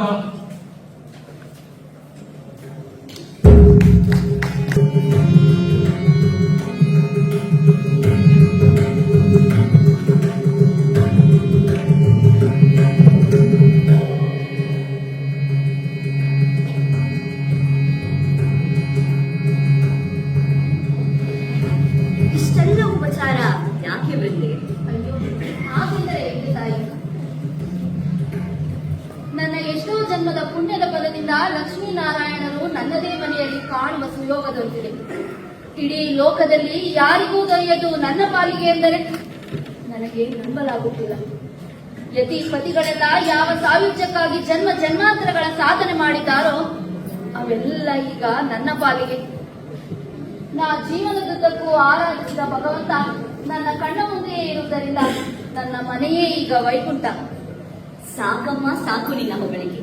ನನಗೂ ನಿನ್ನಂತ ಸಖಿ ಸಿಕ್ಕಿದ್ದು ಸಂತೋಷನೇ. ತಾಯಿ, ನನ್ನನ್ನು ಸಖಿ ಎಂದು ಕರೆದೆಯಾ? ನಾನೇ ಧನ್ಯ ತಾಯಿ. ಅದಿಲ್ಲದಿದ್ದರೆ ದೇವರಲ್ಲಿ, ನನ್ನಂತಹ ಸಾಮಾನ್ಯ ಮನುಷ್ಯರಲ್ಲಿ. ನೋಡುವುದೇ, ಲೋಕದಲ್ಲಿ ಎಲ್ಲರಿಗೂ ಲಕ್ಷ್ಮಿ ಬೇಕು, ಎಲ್ಲರ ಮನೆಯಲ್ಲೂ ನೆಲೆಸಬೇಕು. ಅವರಿಗೆಲ್ಲ ನಾನು ಧನಧಾನ್ಯದ ದೇವತೆಯಾಗಿ ಅಷ್ಟೇ ಕಾಣುತ್ತೇನೆ. ಆದರೆ ನೀ ಹಾಗಲ್ಲ. ಯಾವುದೇ ಆಸೆಗಳಿಲ್ಲದೆ ನನ್ನನ್ನು ಭಕ್ತಿ ರಕ್ತಿಗಾಗಿಯೇ ಇಲ್ಲಿ ಇರಿಸಿಕೊಂಡಿದ್ದಿ. ಇನ್ನು ನನ್ನ ಕಥೆಯೂ ಅಷ್ಟೇ. ಆರಾಧಕರಿಗೆ ಅಸ್ತು ಅನ್ನೋದ್ರಲ್ಲೇ ಕಳೆದು ಹೋಗಿದೆ. ನಿನ್ನಂತ ನಿರ್ಮಲ ಸ್ನೇಹದ ಅಗತ್ಯ ಇದೆ ಅಂತ ತಿಳಿದಿದ್ದು ನನ್ನ ಕಂಡಾಗ. ಹಾಗಾಗಿ ನೀನು ನನ್ನ ಸಖಿ.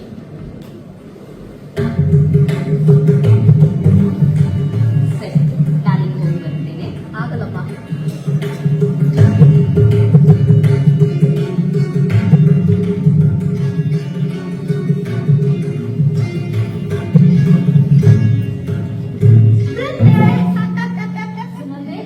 ನೋಡಿದೆಯಾ ನನ್ನ ಭಾಗ್ಯ ಎಷ್ಟು ದೊಡ್ಡದು? ಹೌದಮ್ಮ, ನಿನ್ನ ಪೂಜಾ ಮಂದಿರದಲ್ಲಿ ಸಾಕ್ಷಾತ್ ದೇವರೇ ನೆಲೆಸಿದ್ದಾರೆ. ಅಬ್ಬಾ, ಎಷ್ಟೊಂದು ವಿಶ್ವಾಸ ಅವರಿಗೆ. ಸಖಿ ಎಂದು ಕರೆಯುವಷ್ಟು. ನಂದೆ ಎಲ್ಲ ಮರೆಯಲಿದೆ ನೋಡಿದೆಯೇನೆ. ಅದನ್ನೆಲ್ಲ ಬಿಡುವುದಾಗುಂಟೆ.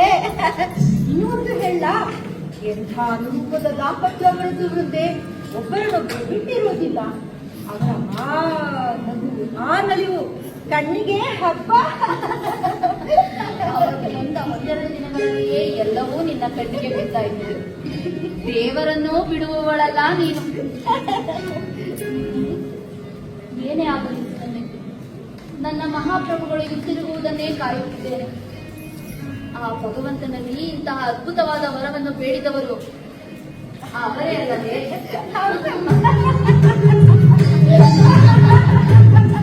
ಹೌದಮ್ಮ, ಈ ಶ್ರೇಯವೆಲ್ಲ ಅವರಿಗೆ ಸಲ್ಲಬೇಕು. ಆದರೆ ಜಲಂಧರ ಪ್ರಭುಗಳು ಈಗಾಗಲೇ ಸ್ವರ್ಗವನ್ನು ವಶಪಡಿಸಿಕೊಂಡಿದ್ದಾರೆ ಎಂಬ ವರ್ತಮಾನ ಬಂದಿದೆಯಲ್ಲ ಕಾಲದಲ್ಲಿ ಪ್ರಭುಗಳಿಗೆ. ವರ್ತಮಾನ ಬಂದಿರೋದೇನೋ ನಿಜ. ಆದರೆ ಅವ್ರಿಗೆ ಇನ್ನೂ ಅಲ್ಲಿ ಯಾವ ಕೆಲಸ ಕಾರ್ಯಗಳು ಉಳಿದಿವೆಯೋ ಅದನ್ನೆಲ್ಲ ಮುಗಿಸಲು ಇನ್ನು ಎಷ್ಟು ಸಮಯ ಬೇಕಾದೀತೋ ಅಲ್ಲಿಯವರೆಗೂ ನಾನು ಕಾಯಲೇಬೇಕು. ಅದು ನಿಜ. ಇನ್ನೂ ಒಂದು ಸುದ್ದಿ ಕೇಳಿದ್ನೆಮ್ಮ, ಹೇಳೋ ಬೇಡವೋ ಅಂತ ಅನುಮಾನ. ಏನೇ ಅದು? ಅದು ಜಲಂಧರ ಪ್ರಭುಗಳು ಸ್ವರ್ಗವನ್ನು ವಶಪಡಿಸಿಕೊಂಡ ನಂತರ ಈಗ ಕೈಲಾಸಕ್ಕೂ ದಾಳಿ ಮಾಡಿದ್ದಾರಂತೆ. ಹಾಗಂತ ಮಹಾರಾಜರು ಮತ್ತು ಮಹಾರಾಣಿಯವರು ಮಾತನಾಡಿಕೊಳ್ಳುತ್ತಿದ್ದರು. ಕೈಲಾಸದ ಮೇಲೆ ದಾಳಿ? ಭಗವಂತ, ಯಾಕಾಗಿ? ಅದು ಅದು ನನ್ ಗೊತ್ತಿಲ್ಲಮ್ಮ. ಸತ್ಯ ಹೇಳುತ್ತಿನಂತೆ, ನಿನಗೇನು ಗೊತ್ತು ಇದರ ಬಗ್ಗೆ? ಅದು ಕೈಲಾಸ ಈಶ್ವರನ ಪತ್ನಿ ಅರ್ಧಾಂಗಿ, ಶಿವನ ಅರ್ಧಾಂಗಿ ಪಾರ್ವತಿ. ನನಗೊತ್ತಿಲ್ಲಮ್ಮ. ಮಹಾರಾಣಿಯ ಆಜ್ಞೆಯನ್ನು ಉಲ್ಲಂಘಿಸುವಷ್ಟು ಸಲಿಗೆ ನಿನಗೆ? ಏನದು ಹೇಳು. ಹಿಂದೆ ಅದು ಶಿವನ ಅರ್ಧಾಂಗಿ ಪಾರ್ವತಿಯನ್ನು ವಶಪಡಿಸಿಕೊಳ್ಳುವ ಉದ್ದೇಶ ಇರಬಹುದು ಎಂಬುದಾಗಿ ಕೇಳಿ ಬಲ್ಲೆ ಮಹಾರಾಣಿ. ಅದಕ್ಕಿಂತ ಹೆಚ್ಚಿನದು ನನಗೆ ತಿಳಿಯದು. ಸರಿ, ನೀನಿನ್ನು ಹೋಗು.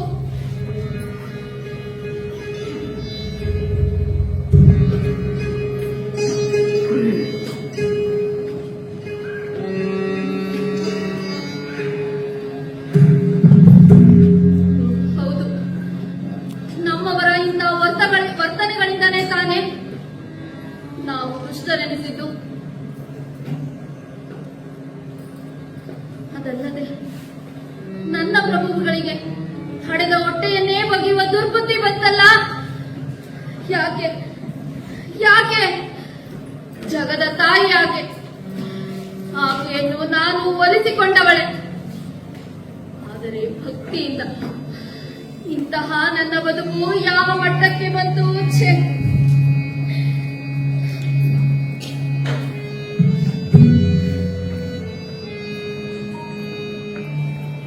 ಶಿವಾಣಿಗಾಗಿ ಆಸೆ ಪಟ್ಟವರು ರಕ್ಕಸಪುರದಲ್ಲಿ ಇವರೇ ಮೊದಲೇನಲ್ಲ. ಹಿಂದೆಯೂ ಇದ್ದರು, ಇದ್ದವರೆಲ್ಲ ಹೋದರು. ಇಷ್ಟಾಗಿ ಮತ್ತೀಗ ಪರಸತಿಯರ ಸಂಘ ಬದುಕಿಗೆ ಭಂಗ ಎನ್ನುವುದು ನೆನಪಿಸಿದ್ದು ಸಂಪೂರ್ಣ ವ್ಯರ್ಥವಾಯಿತು.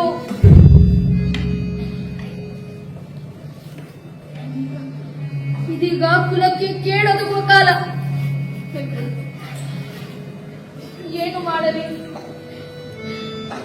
ಏನು ಮಾಡಲಿ?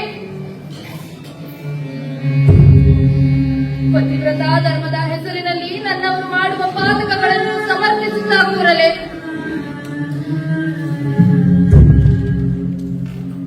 ಇದನ್ನೆಲ್ಲ ತಡೆಯುವುದಾದರೂ ಹೇಗೆ? ಭಗವಂತ, ಭಗವಂತ, ನನಗೊಂದು ದಾರಿ ತೋರು ಭಗವಂತ.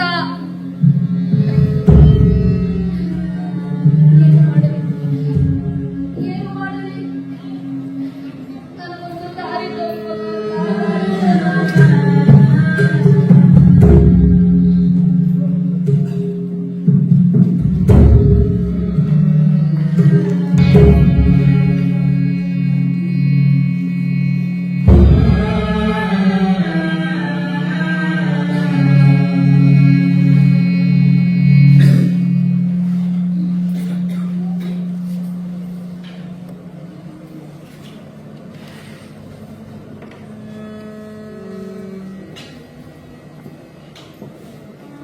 ಎಲ್ಲ ಹಾಳಾಯ್ತು.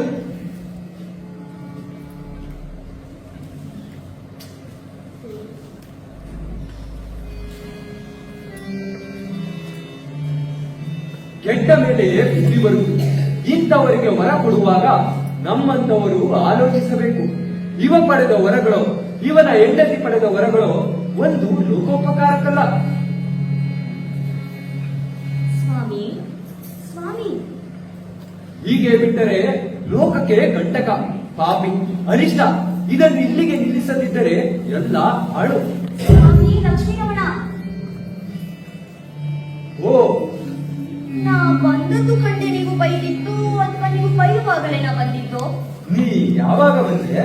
ಅದೇ ನೀವು ಬೈಯುವಾಗ. ಹಾ, ಸರಿ. ಏನಾಯ್ತು ಸ್ವಾಮಿ, ಸುಮ್ಮನೆ ನಿಂತು ಬಿಟ್ಟರಲ್ಲ?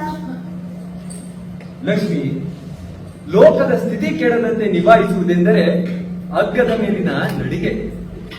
ಹಗ್ಗ ತಪ್ಪಿದರೂ ಕಾಲು ಜಾರಿದರೂ ಸಮಸ್ಯೆ ನನಗೆ ತಾನೆ. ಅರ್ಥವಾಯಿತು. ವೈಕುಂಠದಿಂದ ಇಲ್ಲಿಗೆ ಬಂದು ರಕ್ಕಸನ ಮನೆಯಲ್ಲಿರಬೇಕಾಯಿತು ಎಂದು ನನ್ನ ಮೇಲೆ ಮುನಿಸುತ್ತಾನೆ. ಇಲ್ಲಿಗೆ ಬರಬೇಕು ಎಂದು ಹಠ ಹಿಡಿದವಳು ನಾನು. ಅಲ್ಲ ಪ್ರಿಯೆ, ವಿಷಯ ಇದೇ ರಕ್ಕಸನದ್ದು ಹೌದಾದರೂ ಅದು ನನಗೆ ಸಂಬಂಧಿಸಿದಲ್ಲ. ಸ್ವರ್ಗವನ್ನು ವಶಪಡಿಸಿಕೊಂಡ ಆತ ಈಗ ಕೈಲಾಸಕ್ಕೆ ದಾಟಿಟ್ಟಿದ್ದಾನೆ. ಆ ದಿನ ಆತ ಕೈಲಾಸಕ್ಕೆ ಹೋಗಿದ್ದು ಯುದ್ಧಕ್ಕೋ? ಆದರೆ ಯುದ್ಧ ಬೇಕೇ? ಅವನಿಗೆ ಪಾರ್ವತಿ ಬೇಕಂತೆ. ಎಲ್ಲ ದುರ್ಬುದ್ಧಿಯೇ. ನಮ್ಮ ಮುಂದೆ ಎಷ್ಟು ವಿನಯ ವಿಧೇಯತೆ ತೋರಿದ ಆತ ಈಗ ಲೋಕಮಾತೆಯ ಮೇಲೆ ಕೆಟ್ಟ ದೃಷ್ಟಿಯೇ. ಆದರೆ ಈ ಪಾರ್ವತಿ ಬೇಕೆಂಬ ಭಾವ ಮೂಡಿದ್ದಾದರೂ ಹೇಗೆ? ಮೊದಲೇ ನಿನಗೆ ಹೇಳಿದ್ದೇನಲ್ಲ, ದೇವರ ಲೆಕ್ಕಾಚಾರವನ್ನು ತಲೆ ಕೆಳಗು ಮಾಡುವಂತ ಚಾಣಾಕ್ಷರಿತ ಎಂದು. ಈಗಾಗಿರುವುದು ಅದೇ. ಉನ್ಮತ್ತನಾಗಿ ಮೆರೆಯುತ್ತಿದ್ದ ಅವನನ್ನು ನಿಗ್ರಹಿಸಲು ಮಾಡಿದ್ದಲ್ಲ ಈಗ ನಮಗೆ ತಿರುಗುಬಾಣವಾಗಿದೆ. ಆತನ ಆದಿಯಿಂದಲೇ ಅಂತ್ಯವೆಂಬ ವರದಿಂದಾಗಿ ಆತ ತಾನಾಗಿ ಶಿವನ ಮೇಲೇರಿ ಹೋಗುವಂತೆ ವ್ಯೂಹವನ್ನು ರಚಿಸಿದೆ. ಅದರ ಪ್ರಕಾರವೇ ಆತ ಉಮೆಯನ್ನು ಪಡೆಯುವುದಕ್ಕಾಗಿ ಉಮಾಪತಿಯೊಂದಿಗೆ ಯುದ್ಧಕ್ಕೆ ನಿಂತ. ಆ ಸಮರದಲ್ಲಿ ಈಶ್ವರನಿಗೆ ಸೋಲಿಲ್ಲ, ಜಲಂಧರನಿಗೆ ಸಾವಿಲ್ಲ ಎನ್ನುವ ಸ್ಥಿತಿ ಉಂಟಾಗಿದೆ. ಇವರಿಬ್ಬರ ಈ ಯುದ್ಧದ ಕಾವಿಗೆ 3 ಲೋಕಗಳು ಬೆದರುವಂತಾಗಿದೆ. ಇದನ್ನೀಗ ನಿಲ್ಲಿಸದಿದ್ದರೆ ಜಗತ್ತೆಲ್ಲ ಅಪಾಯಕ್ಕೆ ಸಿಲುಕುವುದು ನಿಶ್ಚಿತ. ಇದೊಳ್ಳೆ ವಿಚಿತ್ರ. ಅವನ ಆದಿಯಿಂದಲೇ ಅಂತ್ಯವೆಂದರಲ್ಲವೇ ನೀವು? ಈಗ ಈಶ್ವರನೆದುರಿಗೂ ಸಾವಿಲ್ಲದೆ ಉಳಿದಿದ್ದಾನೆಂದರೆ ಯಾವುದೋ ಶಕ್ತಿಯೇ ಅವನನ್ನು ಕಾಪಾಡುತ್ತಿರಬೇಕು. ಹೌದು, ಸರಿಯಾಗಿ ಹೇಳಿದೆ.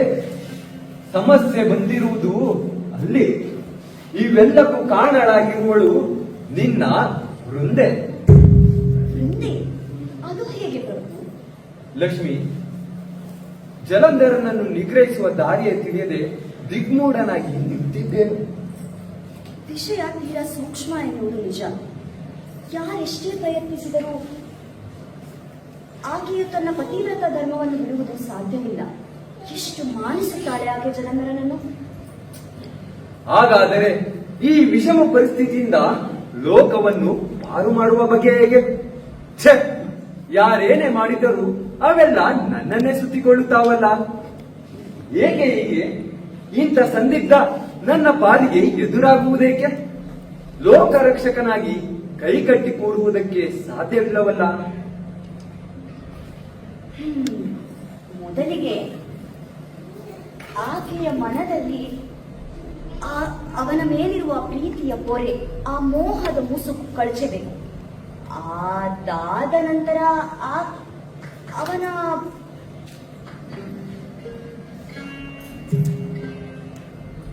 ಮಾಡಿದರೆ, ಹೀಗಾದರೆ ಕೆಲಸ ಸ್ವಲ್ಪ ಹಗುರವಾಗುತ್ತದೆ. ಹೌದು, ಆದರೆ ಇದಕ್ಕೇನು ಮಾಡುವುದು?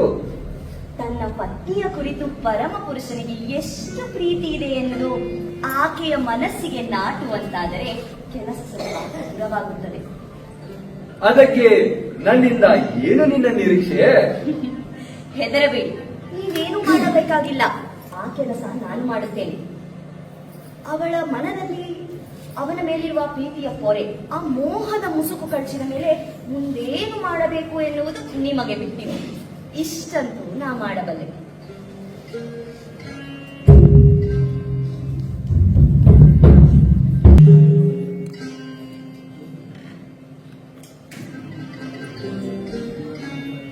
ಬೇಡ ಬೇಡ, ಹೋಗು ಇಲ್ಲಿಂದ. ನಿನ್ನ ಮುಖ ತೋರಿಸಬೇಡ. ಹೊರಗು, ಹೋಗು.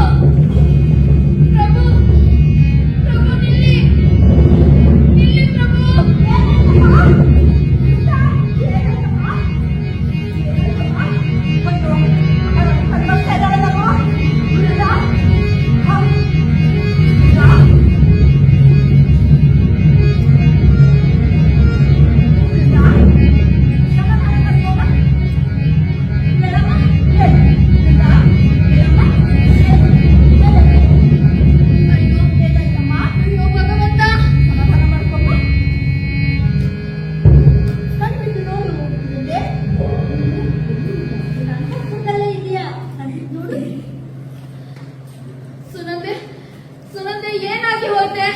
ಅಂಥದ್ದೇನು ಆಗಿದ್ದಲ್ಲ ಮುಂದೆ ಏಕಾಗಿ ಈ ಶೋಕ ಈ ಆತಂಕ ಏನಾದ್ರು ಕೆಟ್ಟ ಕಳಿಸಿದ್ದೆ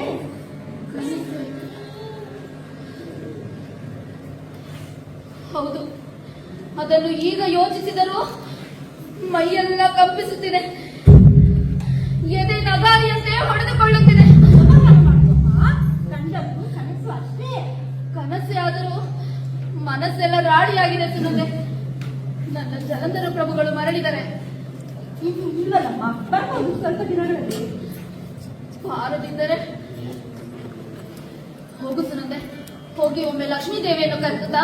ಅದೇನು ಈ ಸೆರೆರಾತ್ರಿಯಲ್ಲಿ ಅವ್ರು ಬರಲಿರ್ಬೋದಲ್ವೇ? ದೇವಿಯಲ್ಲೊಮ್ಮೆ ಮಾತನಾಡಿದರೆ ಮನಸ್ಸು ಹಗುರಾದಿ. ಹೋಗಿ ನೋಡು, ಹೋಗು. ಆಯ್ತಮ್ಮ, ಜೋಪಾನ ಜೋಪಾನ.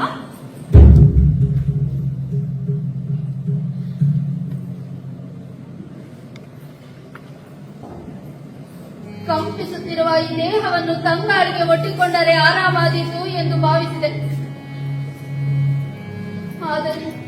ಆದರೆ ಲೋಕದಲ್ಲೆಲ್ಲೂ ಪ್ರಾಣವಾಯುವೇ ಇಲ್ಲವೇನೋ ಎಂಬಂತೆ ಉಸಿರು ಕಟ್ಟುತ್ತಿದೆ. ದೀರ್ಘವಾಗಿ ಉಸಿರೆಳೆದರೂ ಎದೆ ಬಿಗಿಯುವ ಭಾವ. ಛೆ, ನಿಲ್ಲುವ ತ್ರಾಣವೇ ಇಲ್ಲವಲ್ಲ.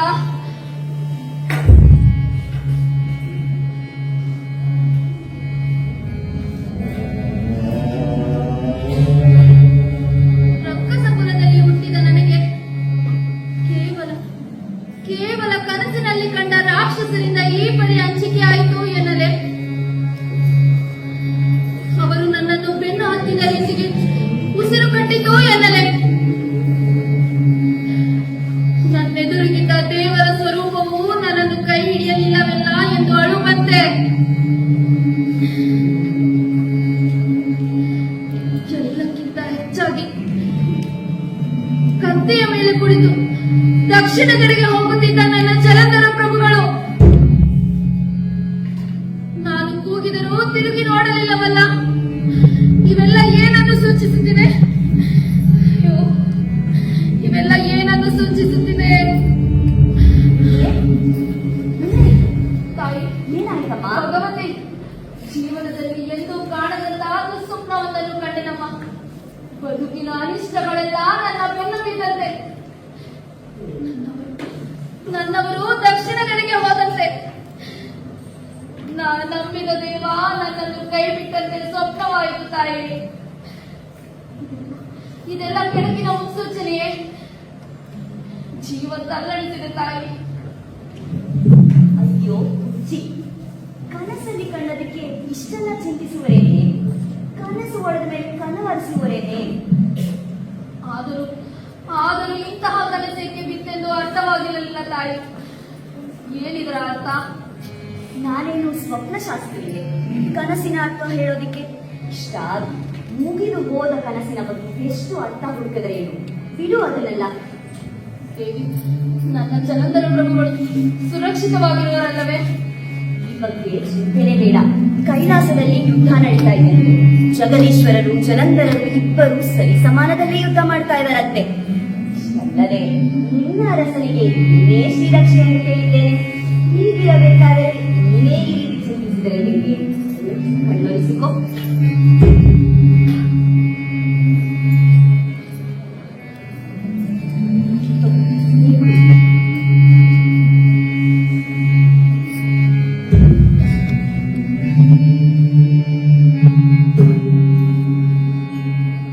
ಮಾತುಗಳನ್ನು ಕೇಳಿ ಮನಸ್ಸಿಗೆ ಸಮಾಧಾನವಾಯಿತಮ್ಮ.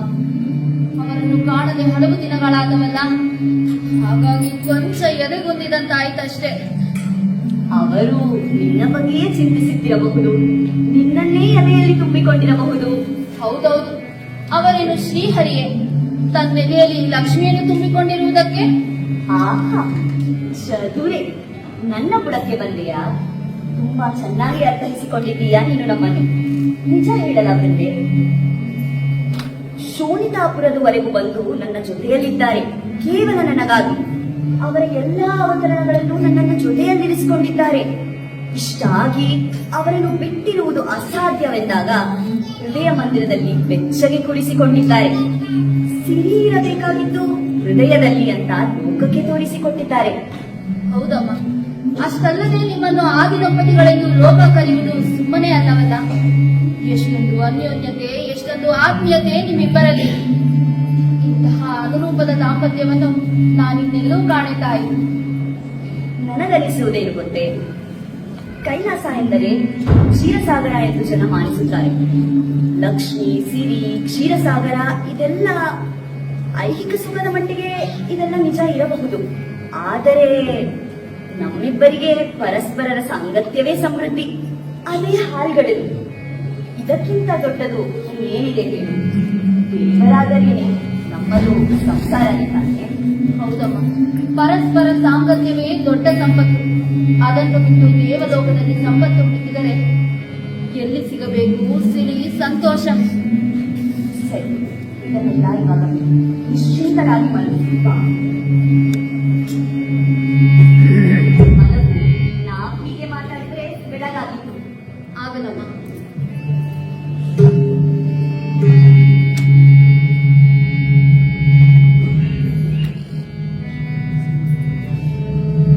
ಹಾಲ್ಗಡಲಿರುವುದು ವೈಕುಂಠದಲ್ಲಲ್ಲ ತಾಯಿ. ನೀವೆಲ್ಲಿದ್ದೀರೋ ಅಲ್ಲಿಯೇ ನಿಮಗೆ ಹಾಲ್ಗಡಲು. ಹರಿ ಇದ್ದಲ್ಲಿಯೇ ಸಿರಿ, ಸಿರಿ ಇದ್ದಲ್ಲಿಯೇ ಹರಿ. ಶ್ರೀಮಂತಿಕೆ ಇರಬೇಕಾದುದು ಹೃದಯದಲ್ಲೇ ಹೊರತು ಎಲ್ಲೂ ಅಲ್ಲ.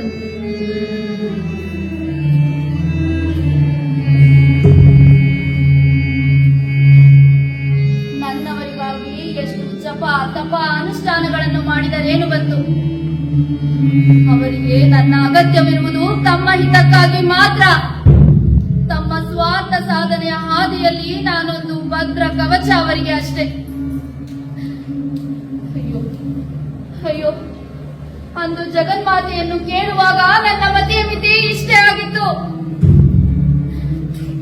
ನನಗೆ ಪಾತಿವೃತ್ಯದ ಬಲವಿರಲಿ ಎಂದು ಕೇಳಿಬಿಟ್ಟೆ. ನಾನು ಅದನ್ನೆಲ್ಲ ಕೇಳಬೇಕಿದ್ದಿತ್ತು.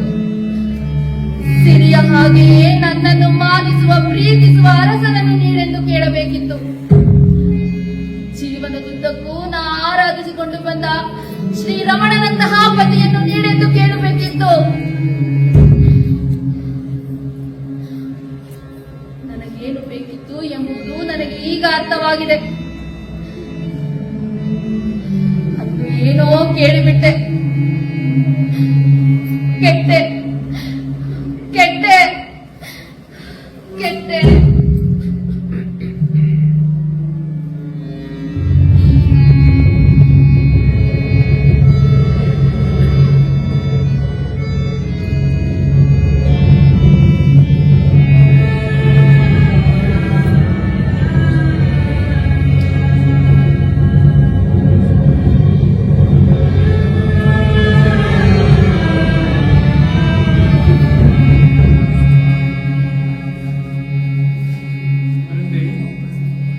ದೇವಿ, ವೃಂದಾದೇವಿ, ಪ್ರಭು, ನೀವಿಲ್ಲಿ ಕೈಲಾಸದಲ್ಲಿದ್ದೀರಾ ಎಂಬ ವರ್ತಮಾನಗಳನ್ನು ಕೇಳಿದ್ದೇನಲ್ಲ, ಅಲ್ಲಿದ್ದವರು ಇಲ್ಲಿ ಹೇಗೆ? ನಿನಗಾಗಿ ಬಂದವರನ್ನು ಹೀಗೆಂದು ಕೇಳಬಹುದೇ? ಛೆ, ಹಾಗಲ್ಲ, ಅಲ್ಲಿ ಇದ್ದವರು ಇಲ್ಲಿ ಹೇಗೆ? ಎಲ್ಲವೂ ಮಾಯೆ. 3 ಲೋಕಗಳೇ ಮಾಯೆಯ ಹಿಡಿತದಲ್ಲಿರುವಾಗ ನಾನೇನು ನೀನೇನು? ಸ್ವರ್ಗ ಎಂಬುದು ಮಾಯಾಲೋಕವೆಂದು ಕೇಳಿಬಲ್ಲೆ. ಅದೆಲ್ಲಿ ನನ್ನ ಪ್ರಭುಗಳನ್ನು ಮಾಯ ಮಾಡಿದೋ ಎಂದು ಹೆದರಿದೆ. ಸ್ವರ್ಗ ನಾವಿಬ್ಬರೂ ಇದ್ದಲ್ಲೇ ಸ್ವರ್ಗ. ಬೇರೆ ಸ್ವರ್ಗದ ವಿಷಯ ಈಗ ನಮಗೇಕೆ ಪ್ರಿಯ? ಅಯ್ಯೋ, ಗಣಿದು ಬಂದಿರಬಹುದು ನೀವು. ನಿಮ್ಮ ಆಯಾಸ ಪರಿಹಾರಕ್ಕೆ ಏನು ಬೇಕೆಂದು ಕೇಳಲಿಲ್ಲ ನಾನು. ಹೌದು, ಮತ್ತೆ ಪರಿಹಾರ ಹುಡುಕಿಯೇ ಬಂದಿದ್ದು ನಾನೀಗ. ಹಾಗಾದರೆ ನಿಮ್ಮ ಉಪಚಾರಕ್ಕೆ ವ್ಯವಸ್ಥೆ ಮಾಡುತ್ತೇನೆ. ನಿನ್ನ ಒಣ ಬಾಯುಪಚಾರಗಳೆಲ್ಲ ಬೇಡ. ಅದಕ್ಕಿಂತ ಹೆಚ್ಚಿನದ್ದು ಏನಾದರೂ ಉಂಟು ನನ್ನ ಪಾಲಿಗೆ? ಈ ಹೃದಯ ನಿಮ್ಮವಳು. ಇನ್ನು ಉಪಚಾರವನ್ನು ಕೇಳುವ ಕೊಡುವ ಮಾತೆಲ್ಲಿ ಪ್ರಭು? ಹಾಗಾದ ಮೇಲೆ ಅಷ್ಟು ದೂರದಲ್ಲಿ ನಿಂತರೆ ಹೇಗೆ? ದೂರ ಹೋಗಿದ್ದು ನೀವು, ಈಗ ಹತ್ತಿರ ಬರಬೇಕಾಗಿದ್ದು ನೀವೇ. ಬಲಿ ಸಾರುವುದಕ್ಕೆ ದೇವಿಯ ಅಪ್ಪಣೆ ಉಂಟು. ಹಾಗಾದರೆ ಹತ್ತಿರ ಬಾರದಿದ್ದರೆ ನನ್ನ ಆಣೆ.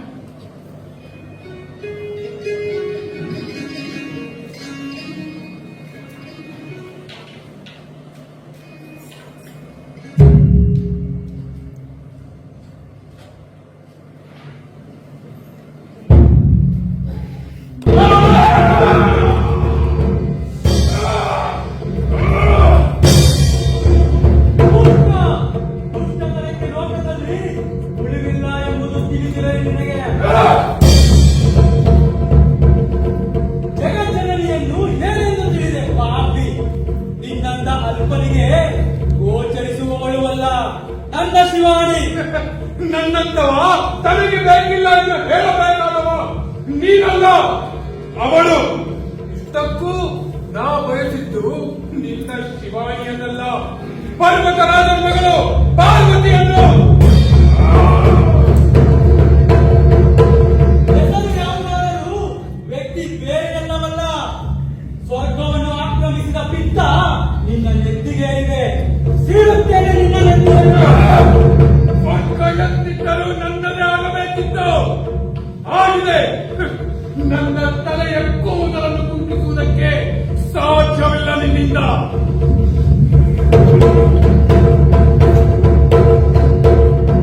ನೋಡಿದೆಯಲ್ಲ ನನ್ನ ಮೂರನೇ ಕಣ್ಣನ್ನು. ಒಮ್ಮೆ ತೆರೆದನಾದರೆ ನೀನೇನು ನಿನ್ನ ಕುಲವೇ ಅಳಿದು ಓದಿದ್ದು ಜೋಕೆ. ನಿನ್ನ ಕಣ್ಣೆ.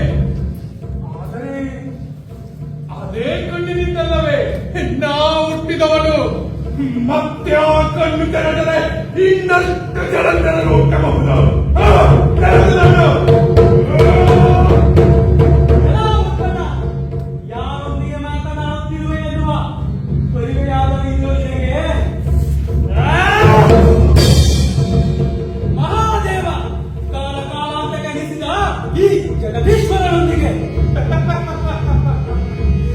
ನೀನೇ ಹೇಳಿದೆಯಲ್ಲ, ಹೆಸರು ಯಾವುದಾದರೂ ವ್ಯಕ್ತಿ ಬೇರೆಯಲ್ಲ ಎಂದು. ನನಗೆ ನಿನ್ನ ಪ್ರಭಾವಳಿಗಳ ಹಂಗಿಲ್ಲ.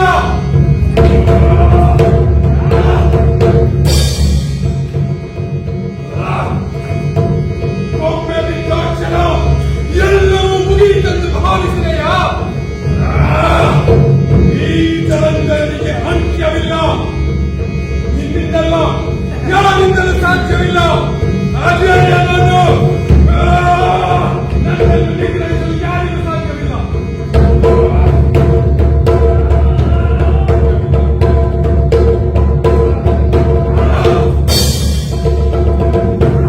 ಅದೇಯ, ಅದು ನೀನು. ನಿನ್ನ ನಿಗ್ರಹಿಸಲು ಬೇರಾರು ಬೇಡ, ನಾನೊಬ್ಬನೇ ಸಾಕು. ಮುಗಿಯಿತು ಪಾಪಿ ನಿನ್ನ ಆಟಾಟೋಪ.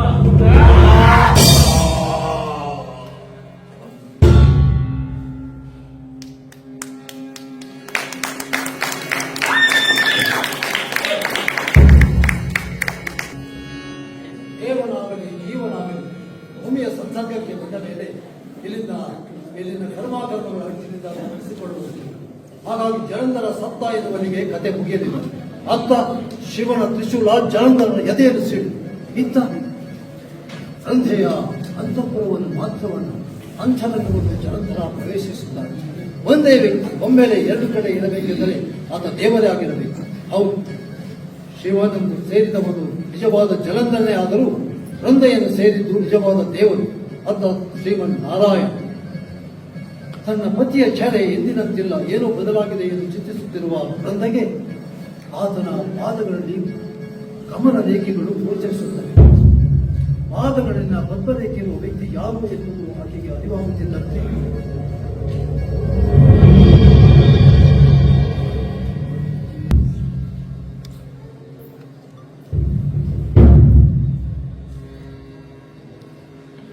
ಎಲ್ಲಿ ನನ್ನ ಜಲಂಧರ ಪ್ರಭುಗಳು? ವೃಂದೆ, ಆತ ತಾನು ಹೊರಟಲ್ಲಿಗೆ ಮರಳಿ ಸೇರಿದ್ದಾನೆ. ಅವನಿನ್ನು ಬರುವುದಕ್ಕೆ ಸಾಧ್ಯವಿಲ್ಲ. ಅಯ್ಯೋ ಅಯ್ಯೋ ಭಗವಂತ, ನಾ ಕಂಡ ಕನಸು ಇಷ್ಟೊಂದು ಕ್ರೂರವಾಗಿ ನೆನಸಾಗುವುದು ಎಂಬುದರ ಕಲ್ಪನೆಯೂ ನನಗಿರಲಿಲ್ಲವಲ್ಲ.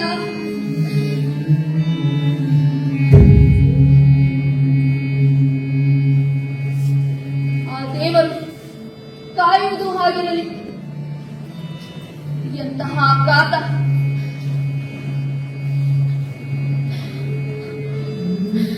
ಇಡೀ ಲೋಕದಲ್ಲಿ ಇದಕ್ಕಿಂತ ಘೋರವಾದದ್ದು ಇನ್ಯಾವುದೂ ಇಲ್ಲ. ಕಾಯುವವರು ಯಾರೂ ಇಲ್ಲ ಎಂದಾದರೆ ನಮ್ಮ ಕಡೆಯ ಉಸಿರಿರುವವರೆಗೂ ನಾವು ಹೋರಾಡುತ್ತೇವೆ. ಕಾಯುವವರು ಇದ್ದಾರೆ ಎಂಬ ಭರವಸೆಯಲ್ಲಿರುವಾಗ ಇರುವ ಆಯುಧಗಳನ್ನು ಕೆಳಗಿಟ್ಟು ಬಿಡುತ್ತೇವೆ. ಎಂತ ನತದೃಷ್ಟೆ ನಾನು, ಎಂತ ನತದೃಷ್ಟೆ ನಾನು. ದೇವಿಯ ವರವನ್ನು ನಂಬಿದೆ, ಭಕ್ತಿಯ ಶಕ್ತಿಯನ್ನು ನಂಬಿದೆ, ಪತಿಯ ಶೌರ್ಯವನ್ನು ನಂಬಿದೆ, ರಕ್ಕಸ ಕುಲದ ಭಾಗ್ಯವನ್ನು ನಂಬಿದೆ. ಯಾವುದೂ ನನ್ನ ಕೈ ಹಿಡಿಯಲಿಲ್ಲ. ಕಡೆ ನಾ ನಂಬಿದ ದೈವವು. ಮುಂದೆ ನನ್ನ ಈ ವರ್ತನೆಗೆ ಕ್ಷಮೆ ಇರಲಿ. ಇದರ ಹೊರತಾಗಿ ಬೇರಾವ ಮಾರ್ಗವು ಉಳಿದಿರಲಿಲ್ಲ ನನಗೆ.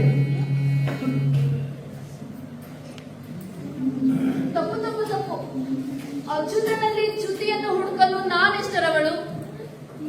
ಕೇವಲ ಒಬ್ಬ ಭಕ್ತೆ ಮಾತ್ರ. ದೇವ ಎಂದಿದ್ದರೂ ಭಕ್ತಾಧೀನ ಎನ್ನುತ್ತದೆ ಲೋಕ. ಆಗಿರುವುದು ದೇವರಿಗೆ ಅಗತ್ಯವೂ ಹೌದು, ಅನಿವಾರ್ಯವೂ ಹೌದು. ಆದರೆ ನಂಬಿದವರೆಲ್ಲ ಒಬ್ಬರಲ್ಲಿ ಮುಂದ ಮೊರೆ ಇಟ್ಟಾಗ, ಭಿನ್ನವಾದ ಬೇಡಿಕೆಗಳನ್ನೇ ಮುಂದಿಟ್ಟಾಗ ಎಲ್ಲರನ್ನು ಕಾಯಬೇಕಾದವ ಏನು ಮಾಡಬೇಕು? ಅಂದರೆ ನೀವು ಹೇಳುತ್ತಿರುವುದೇನು? ಈಶ್ವರನ ಶಕ್ತಿಯಿಂದಲೇ ಹುಟ್ಟಿದವನೇ ಆಗಿದ್ದರೂ ತಾಮಸ ಗುಣವೇ ಜಲಂಧರನನ್ನು ಆವರಿಸಿಕೊಂಡಿತ್ತು. ಆತನ ಆದಿಯಿಂದಲೇ ಅಂತ್ಯವೆಂಬ ವರದ ಬಲವು ಜೊತೆಗಿತ್ತು. ಶಿವನೆದುರು ಮುಖಾಮುಖಿಯಾದರೂ ಸೋಲದಂತೆ ಅವನನ್ನು ತಡೆದಿದ್ದು ವೃಂದೆ ಎಂಬ ಅಪೂರ್ವ ಶಕ್ತಿ. ಶಿವಜಲಂಧರರ ಯುದ್ಧದಿಂದ 3 ಲೋಕಗಳಲ್ಲಿ ಉತ್ಪಾತಗಳು ಸಂಭವಿಸುವ ಸೂಚನೆಗಳು ಕಂಡವು. ಅಷ್ಟೊಂದು ಶಕ್ತಿಯನ್ನು ಅವರಿಬ್ಬರು ಹೊರಸೂಸುತ್ತಿದ್ದರು. ಅದನ್ನು ನಿಲ್ಲಿಸದೆ ಜಗತ್ತನ್ನು ಉಳಿಸುವುದಕ್ಕೆ ಸಾಧ್ಯವಿರಲಿಲ್ಲ. ಸೃಷ್ಟಿಯನ್ನು ಕಾಯುವವನ ಬಳಿ ಜಲಂಧರನ ಶಕ್ತಿಯನ್ನು ಕುಂದಿಸಲು ಕಡೆಯದಾಗಿ ಉಳಿದಿದ್ದು ಇದೊಂದೇ ಮಾರ್ಗ.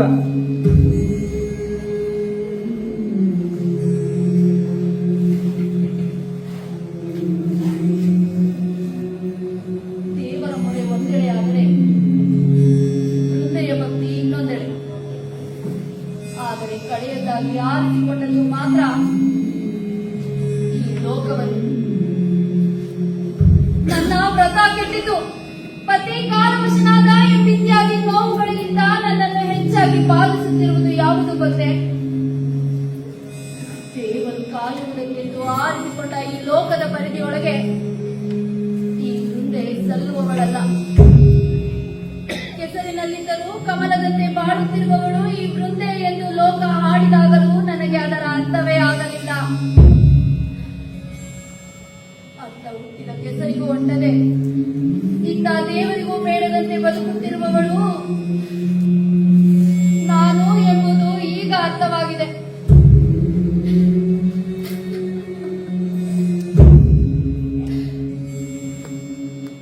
ಒಂದೆಡೆ ಪತಿಯ ಮಹತ್ವಾಕಾಂಕ್ಷೆಗೆ ಆಸರೆಯಾಗಿ ನಿಲ್ಲಬೇಕು, ಮತ್ತೊಂದೆಡೆ ದೇವರ ಕೆಲಸಕ್ಕೂ ಸಲ್ಲಬೇಕು. ಅವರವರ ಕೆಲಸ ಮುಗಿದ ಮೇಲೆ ಈ ವೃಂದೆ ಯಾರಿಗೆ ಬೇಕು? ನಿನ್ನ ಯಾವ ಮಾತಿಗೂ ಉತ್ತರ ಕೊಡಲಾಗದ ಅಸಹಾಯಕತೆಯಲ್ಲಿ ನಾನಿದ್ದೇನೆ ವೃಂದೆ. ಜಲಂಧರನನ್ನು ನಿಗ್ರಹಿಸಿ ಲೋಕವನ್ನು ನಾನು ಕಾಪಿಟ್ಟಿದ್ದು ಹೌದಾದರೂ ನಿನ್ನ ಬಾಳಿಗೆ ನಾ ತಪ್ಪಿದ್ದೇನೆ ಎಂಬ ಭಾವ ನನ್ನ ಪ್ರತಿ ಉಸಿರಿನಲ್ಲೂ ಇದೆ. ಈ ಮಾರ್ಗವನ್ನು ಕಟ್ಟ ಕಡೆಯದಾಗಿ ಆಯ್ದುಕೊಳ್ಳುವಾಗಲೂ ಇಷ್ಟೇ ಚಡಪಡಿಕೆಯನ್ನು ಅನುಭವಿಸಿದ್ದೇನೆ. ಇದರ ಹೊರತಾಗಿ ಇನ್ನೊಂದು ದಾರಿ ನನಗೆ ಕಾಣಬರಬೇಕೆ ಎಂದು ಅಲುಬಿದ್ದೇನೆ. ಈಗಂತೂ ನನ್ನೊಳಗೆ ನಾನು ಕುಸಿಯುತ್ತಿದ್ದೇನೆ. ಇಗೋ, ಲೋಕದ ಸೂತ್ರ ಹಿಡಿದವನೇ ಲೋಕದ ವ್ಯವಹಾರದಲ್ಲಿ ಸೂತ್ರದ ಗೊಂಬೆಯಂತಾಗಿದ್ದೇನೆ. ನಿನ್ನೆದುರು ತಲೆ ತಗ್ಗಿಸುತ್ತಿದ್ದೇನೆ. ಬೇಡ ಪ್ರಭು, ಬೇಡ. ತನ್ನ ವ್ಯಾಪ್ತಿ ಮೀರಿ ವರ್ತಿಸಿದಕ್ಕೆ ಶಿಕ್ಷೆ ಅನುಭವಿಸಿದ್ದು ಜಲಂಧರ ಮಾತ್ರ ಅಲ್ಲವಲ್ಲ, ಮುಂದೆಯೂ ಹೌದು.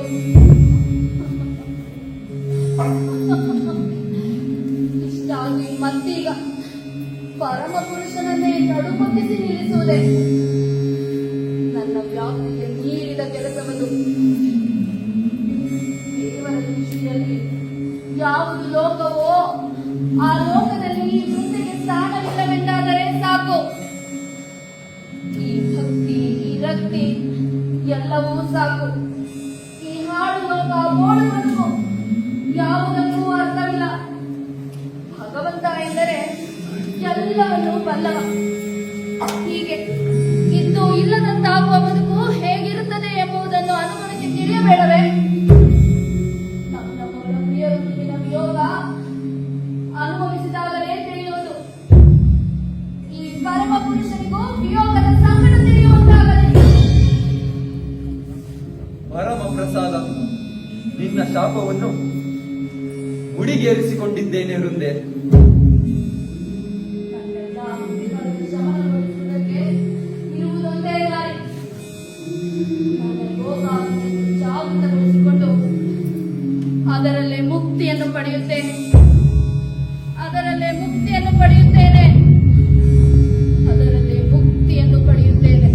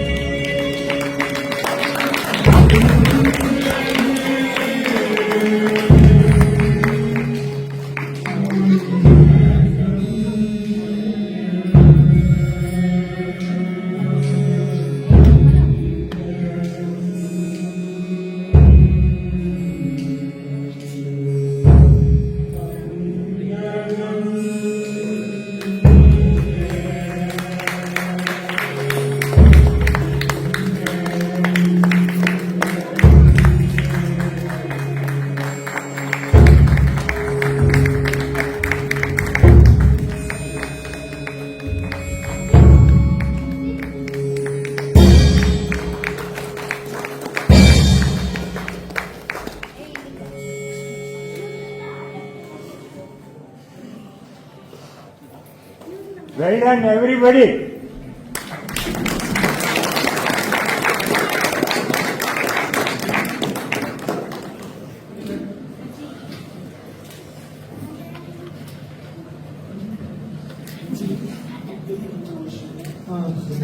ಎಲ್ರಿಗೂ ನಮಸ್ಕಾರ. ಈಗ ರಂಗದ ಮುಂದೆ ಪಾತ್ರಧಾರಿಗಳು ಅವರವರ ಪರಿಚಯವನ್ನು ಅವರು ಮಾಡ್ಕೊತಾರೆ.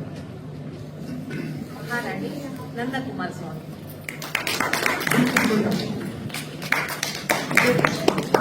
ಮಂಜುನಾಥ್, ಮನೋಜ್, ಎನ್ ಮೂರ್ತಿ ಆರ್ಯ, ಸುನೀತಾ, ಸಂದೇಶ್ ಕುಮಾರ್,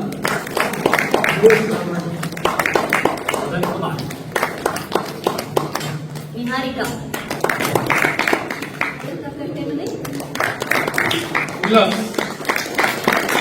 ಶ್ರೀನಿ. ಪ್ರದೀಪ್ ಎಂ.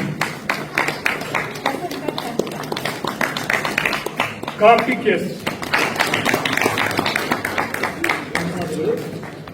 ರಂಗದ ಹಿಂದೆಯೂ ಸುಮಾರು ಜನ ಕೆಲಸ ಮಾಡಿದ್ದಾರೆ. ಅವರೆಲ್ಲರೂ ರಂಗದ ಮೇಲೆ ಬರಬೇಕು ಅಂತ ವಿನಂತಿಸ್ಕೊಳ್ತೀನಿ.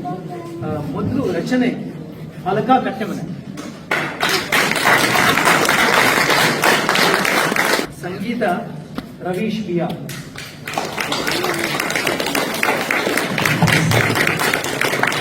ಸಹಕಾರ ಕೃಷ್ಣ ಚೈತನ್ಯ ಮತ್ತು ಎ ರಾಮಾನುಜನ್. ಗಾಯಕರು ಕಾರ್ತಿಕ್ ಎಸ್, ಕಾರ್ತಿಕ್, ವಸಂತ ಶಾಸ್ತ್ರಿ ಪಾಲ್, ಅಪೂರ್ವ, ವಿಜಯಲಕ್ಷ್ಮಿ, ಸಿಎಫ್ಟಿಆರ್ ನಾಗೇಂದ್ರ, ನರಸಿಂಹಕುಮಾರ್, ಮದನ್ ಕುಮಾರ್, ಬೆಳಕು ಜೀವನ್ ಕುಮಾರ್ ಹೆಗಡೆ, ರಂಗಸಂಗೀತೆ ನರಸಿಂಹಕುಮಾರ್, ಸಹಾಯ ಮದನ್ ಕುಮಾರ್ ಮತ್ತು ಮನೋಜ್, ವಸ್ತ್ರ ವಿನ್ಯಾಸ ಮತ್ತು ಪ್ರಸಾದನ ಅಶ್ವಥ್ ಕದಂಬ ಮತ್ತು ನಾಗೇಶ್.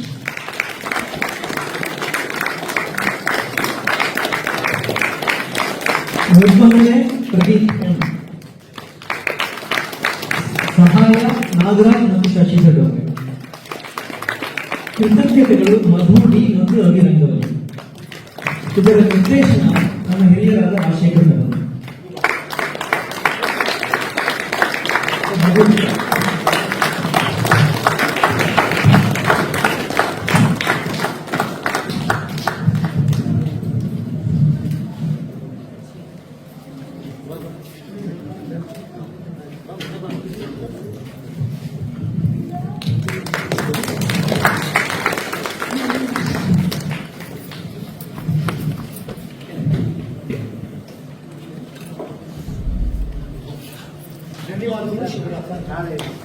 ನಾಳೆ 6:30 ಮತ್ತೆ ಇದೇ ಇರುತ್ತೆ. ದಯವಿಟ್ಟು